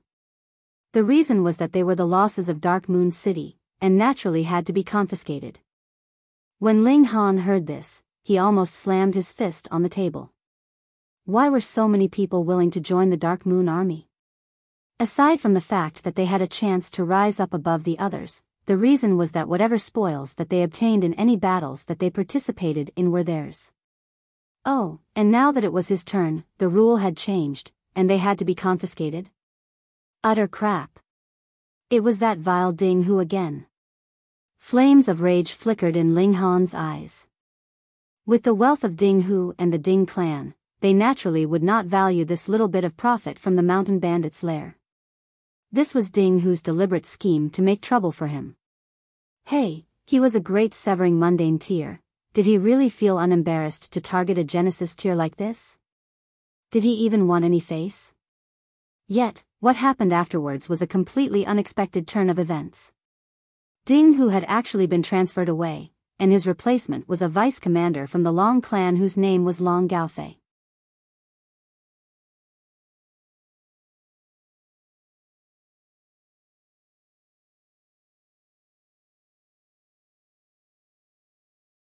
Chapter 1686, Great Commander Mao. Ling Han immediately went to seek out Mao Shuyu. There was only one person that could influence the transfer of vice commanders, and furthermore, it was a transfer between 2 different factions. Mao Dai, Great Commander Mao. That's right. I was the one who reported the situation to father. Mao Shuyu nodded. She indignantly declared, no need to thank me. I just don't like that guy. Tui, and he is a so-called severing mundane ancestor? To actually act like such a bully. Ling Han chuckled and said, I still have to thank you for doing me such a huge favor. Oh, right. Father said that if you have time, pay him a visit, Mao Shiyu continued. Ling Han paused. He was beaten down on by Ding Hu, making it so that no one was willing to get involved with him. If it had not been because of the rules, he would have more or less been a commanding officer that had no army. He would only have one soldier under his command, that was the Empress, and they would have become a husband and wife army. But even so, he had still been ostracized. Just like Ding Hu had said previously, every captain would be rewarded with 10 star stones, and the other 9 had all obtained their rewards, and he was the only one who had not. Could he go and ask for his reward from Ding Hu? He would definitely be humiliated by the latter. Even if Ling Han had shown powerful strength in the previous mission to suppress the mountain bandits, and won the respect of his subordinates, when they returned to the army camp, everyone automatically separated themselves from him. There was nothing that could be done about it. Who would dare draw the notice of a severing mundane ancestor? Perhaps Ling Han would succeed one day, but from the Genesis tier to severing mundane tier, even the most awesome person would need tens of millions of years to accumulate strength. Could Ling Han really manage to survive such a long period of time? But right at this moment, Mao Dai actually asked Ling Han to pay him a visit. Though he said that it was just a visit, it was also a show for the other Sid implied. Mao Dai, am optimistic about this brat's future. Who was Mao Dai? A 3rd Severance elite and an awesome character that could very possibly advance into the 4th Severance. If he supported Ling Han fully, what was Ding Hu worth? How could it be that the Ding clan would become hostile with Mao Dai because of this issue, and push him towards the other 2 great clans? Ling Han smiled slightly, and said, there is no better day than today, so let's just make it today. Sure. Mao Shiyu nodded. Come with me. Father is also very curious about you. He keeps feeling that I have been exaggerating, and that you are not that strong. The 2 of them exited the campgrounds. At first, they would not have been able to leave so directly, but Mao Shiyu's identity was special, so she could simply throw out Mao Dai's name to open doors for her, scaring the various military instructors into a daze, and they could only let them go. Ding Hu was suddenly replaced. Anyone could guess that this was Mao Dai's doing. Since Lord Mao's eyes were already cast in this direction, whose heart would not tremble? This was a 3rd Severance elite, and furthermore one that had boundless future prospects. In future, he could advance into the 4th Severance, and be an equal to the ancestors of the 3 great clans, becoming one of the strongest of Dark Moon City. Mao Dai naturally was overseer in the Dark Moon Army, and not this small camp of reserve troops. There were a total of 9,000 people in the whole Dark Moon Army, 3,000 in each of the 3 armies: Azure Dragon Army, White Tiger Army, and Vermilion Bird Army. Additionally, there were around 100 substitute troops. Because there would be losses every year in the Dark Moon Army, it was necessary to get replacements from these substitute troops, and the source of the substitute troops was naturally the reserve troops. These substitute troops were under the jurisdiction of Xiaochen. He was Mao Dai's sole disciple, and had long since reached peak stage Saint King tier. It was said that he had a chance of breaking through to the severing mundane tier, and was waiting for the opening of the mortality barrier pool to use the Tao of heaven and earth there to sever his mortal bonds. Mao Shiyu brought Ling Han into the army camp. The people here clearly recognized her, and nodded in acknowledgement when they saw her. They did not even ask any questions. True, Ling Han was only a great saint. How could it be that anyone would worry that he would dare to mess around here? There was a courtyard in the army camp. It did not look very big from the outside, yet it was a completely different world inside. There were mountains and lakes, and it was a utopia. This was a spatial god tool, just that the god tool itself was larger, and had been built in the form of a courtyard. Junior sister. A person was seated at the entrance. When he saw Mao Shiyu approach, he immediately bounced up, and looked at Ling Han with eyes filled with warning, brimming with a hidden meaning. This woman is mine, so don't attempt to take her from me. This man was Xiaochen, the only disciple of Mao Dai. Senior brother. Mao Shiyu greeted sweetly. She saw this senior brother as her actual brother. Because her father had always focused on cultivation, it could be claimed that the time Xiaochen spent with her was even more than what time Mao Dai had spent with her. Ling Han also smiled, and said, "Greetings, Brother Jiang." Xiaochen showed a sliver of displeasure. "You are merely a great saint, yet I am a saint king. Even if you do not address me as a senior, you should still call me Lord Jiang, right? Is father cultivating?" Mao Shuyu asked. "He just finished cultivating, and is presently drinking tea." Xiaochen looked towards Mao Shuyu, his displeased expression immediately turning into a doting smile. "You're in luck, go in then," Mao Shuyu said to Ling Han, and then said to Xiaochen, "Senior brother, I encountered a problem in my cultivation. Come with me and give me some advice." At first, Xiaocheng's heart was filled with displeasure, but when he heard Mao Shuyu's words, this sliver of displeasure immediately vanished without a trace. "What problem?" Ling Han smiled.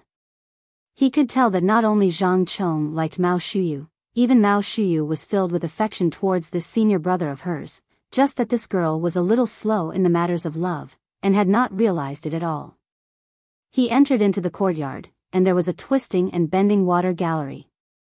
A large lake rippled with light, and there was a mountain in the distance, enshrouded in mist, looking like it was a paradise. Further away, a man was presently sitting and fishing as he sipped tea, appearing to be incredibly relaxed. Ling Han walked over, and arrived behind that man. With clasped hands, he greeted, "Ling Han greets Senior."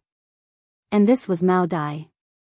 It was merely a rear view, and he was like a mountain that could not be moved. Anyone could only look up at him in his presence. This was a third severance elite. He really was close to merging with the heavenly Tao, and was indescribably strong. Mao Dai did not make a sound. After a long while, he raised his fishing rod, and a massive water snake had been tugged out of the water surface, but Ling Han shockingly saw that the water snake had horns and legs. This was no snake, but rather a dragon. A true dragon could be ranked as one of the strongest divine beasts in the ancient realm, but was really more or less a water snake in front of this elite. It was easily hooked up by him. He removed it from the fishing hook, and casually tossed it back into the giant lake.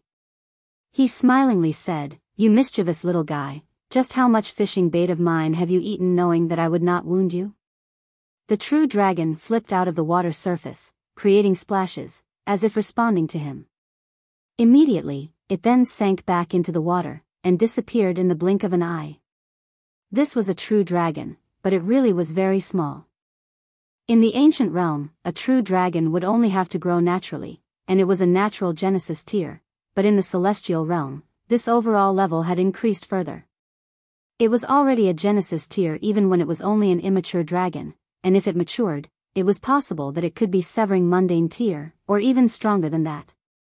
The problem was that this was not something that could be resolved with mere bloodline.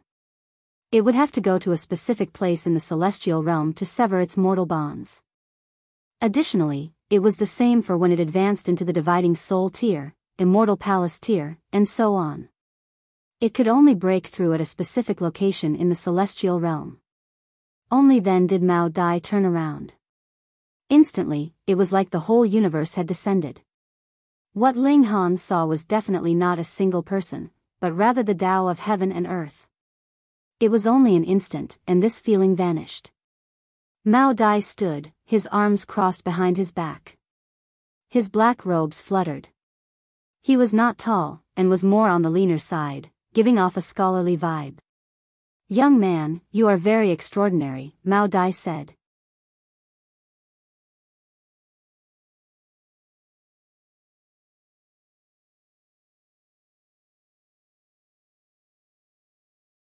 Chapter 1687, What is severing mundane tier? You are very extraordinary. This was not a compliment from just anyone, but the assessment of a third severance elite. Ling Han was neither haughty nor humble, and said, "Senior is flattering me." Mao Dai smiled, and replied, "There is no need to be modest. Being overly modest is equivalent to being proud." Ling Han smiled as well, and responded, this junior is indeed very extraordinary. I have not encountered anyone that can match me among my peers yet. Mao Dai couldn't help but be surprised, then laughed loudly, and said, "Ha ha ha, you are quite interesting, very interesting." He paused, and then continued, "So far, there was only one youth who could speak so frankly and with such confidence before me. That is because senior is amiable, so this junior dares to be frank," Ling Han said. Mao Dai extended a finger to tap at Ling Han. "This flattery is quite good, it is pleasing to me." He walked, his arms still crossed behind him, and said, "Come and walk with me." Ling Han set out behind him. Naturally, it was impossible that he would walk side by side with Mao Dai. Instead, he followed a small step behind him. "You only broke through to the Genesis tier after reaching 10 million stars, right?" Mao Dai asked suddenly.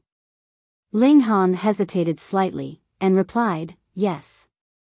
Mao Dai had already shown him benevolence. Furthermore, it was very unwise to play any kind of tricks in such an elite. Mao Dai's figure paused slightly, and then immediately went back to normal. He said, "I never thought that I, Mao Dai, would have been able to meet a prodigy that had genuinely cultivated to the pinnacle level of the eternal river tier. Young man, I take back my previous assessment. You are not very extraordinary, but rather extremely extraordinary." This assessment was really very high, extraordinary, and outstanding. Ling Han only smiled in response. Since Mao Dai already told him not to be modest, he would not be reserved. He was indeed very awesome. In a battle of equals, only the male and female saints that had come out of major sects could be a match for him, the kind like Hunyo. "Young man, do you know what is severing mundane?" Mao Dai suddenly changed the topic. Severing mundane? Wasn't it severing one's mortal bonds?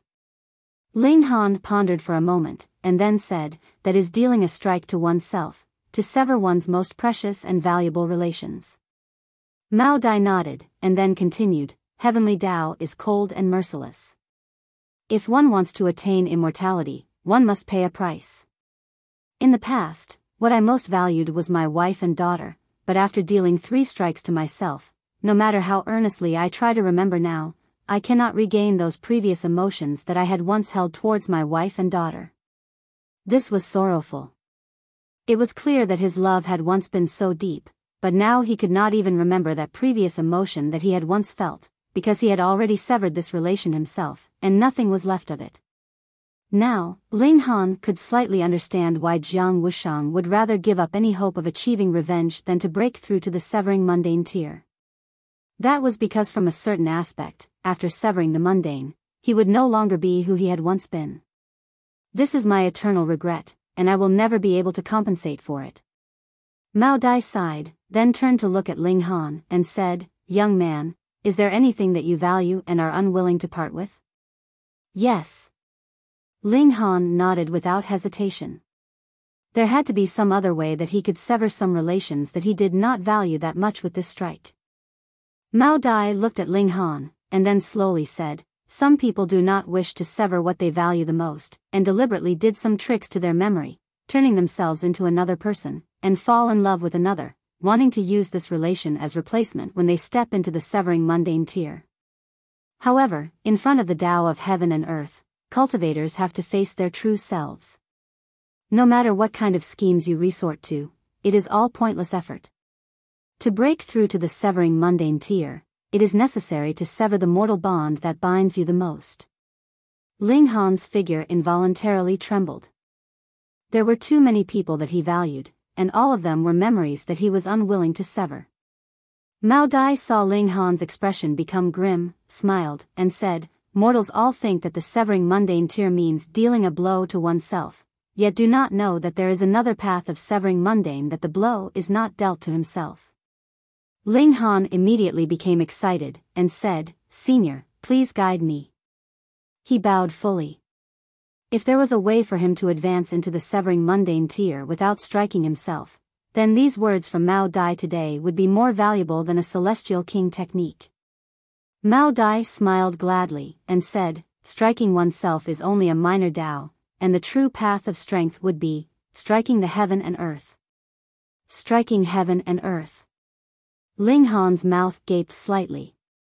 Severing mundane meant severing one's mortal bonds, and merging with the Tao of heaven and earth.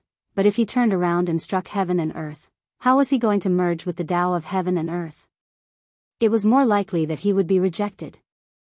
Mao Dai explained, striking the heaven and earth, this was something that I saw in an ancient site. Years ago, there was a supreme prodigy that became a severing mundane tier by striking the heaven and earth, and did not borrow any power from the heaven and earth.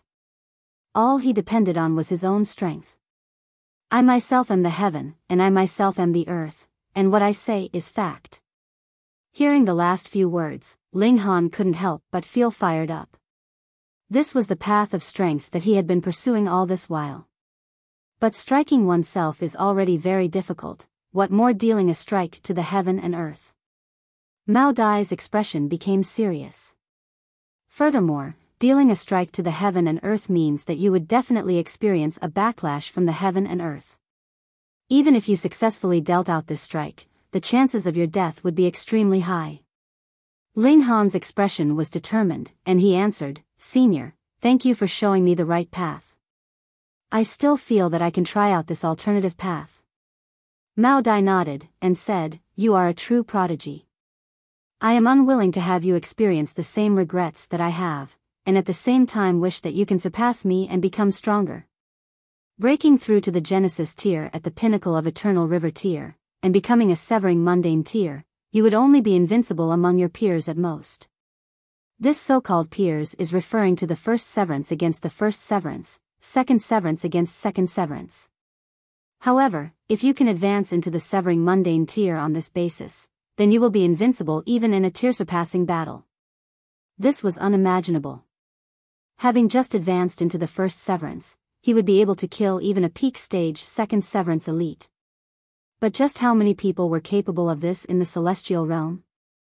Merely the pinnacle level of the Eternal River tier had trapped who knew how many people, and added with the fact that one would have to strike the heaven and earth. Even if he managed to successfully deal this strike, most people would not be able to survive the backlash from the heaven and earth. Only a true king tier could accomplish this kind of glorious feat. As far as I know, there are a total of 7 mystery realms that one can advance into the severing mundane tier near Dark Moon City, and the mortality barrier pool is the location that would open the soonest.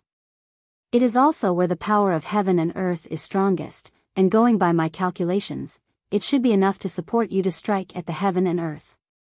However, the mortality barrier pool will open 2 years later, and this bit of time is far from enough to allow you to reach the peak stage of Saint King tier, and accumulate enough comprehension at the same time. And the next time the mortality barrier pool opens would be 10 million years later. Mao Dai shook his head, appearing to feel that it was a pity. To deal a strike to the heaven and earth would require a stronger power from the heaven and earth, and only the mortality barrier pool suited their requirements, but this little bit of time was really not enough. However, after you reach the peak stage of Saint King tier, you can travel around. The celestial realm is too big, and there must be a mystery realm for severing mundane tier that can compare to the mortality barrier pool. Ling Han thanked him again. This information might only have been nonsense to others, even if they knew that there was a way to avoid striking themselves, so what? It was impossible that they could manage to deal a strike to the heaven and earth. But for Ling Han, this was too valuable, and had resolved a huge problem that he had been constantly worrying about. Go on. Mao Dai waved him off, and after a pause, he added, If you have any kind of trouble, you can come look for me. It was clear how high an opinion he had of Ling Han from these words. Ling Han bowed and thanked him. However, though Mao Dai had already said such, Ling Han was definitely not the type to come and trouble him at every sign of a problem. You really thought that he had nothing else to do? This could only be used at the most crucial moment. You're tuning into the Biyao's Wuxia Chronicles YouTube channel.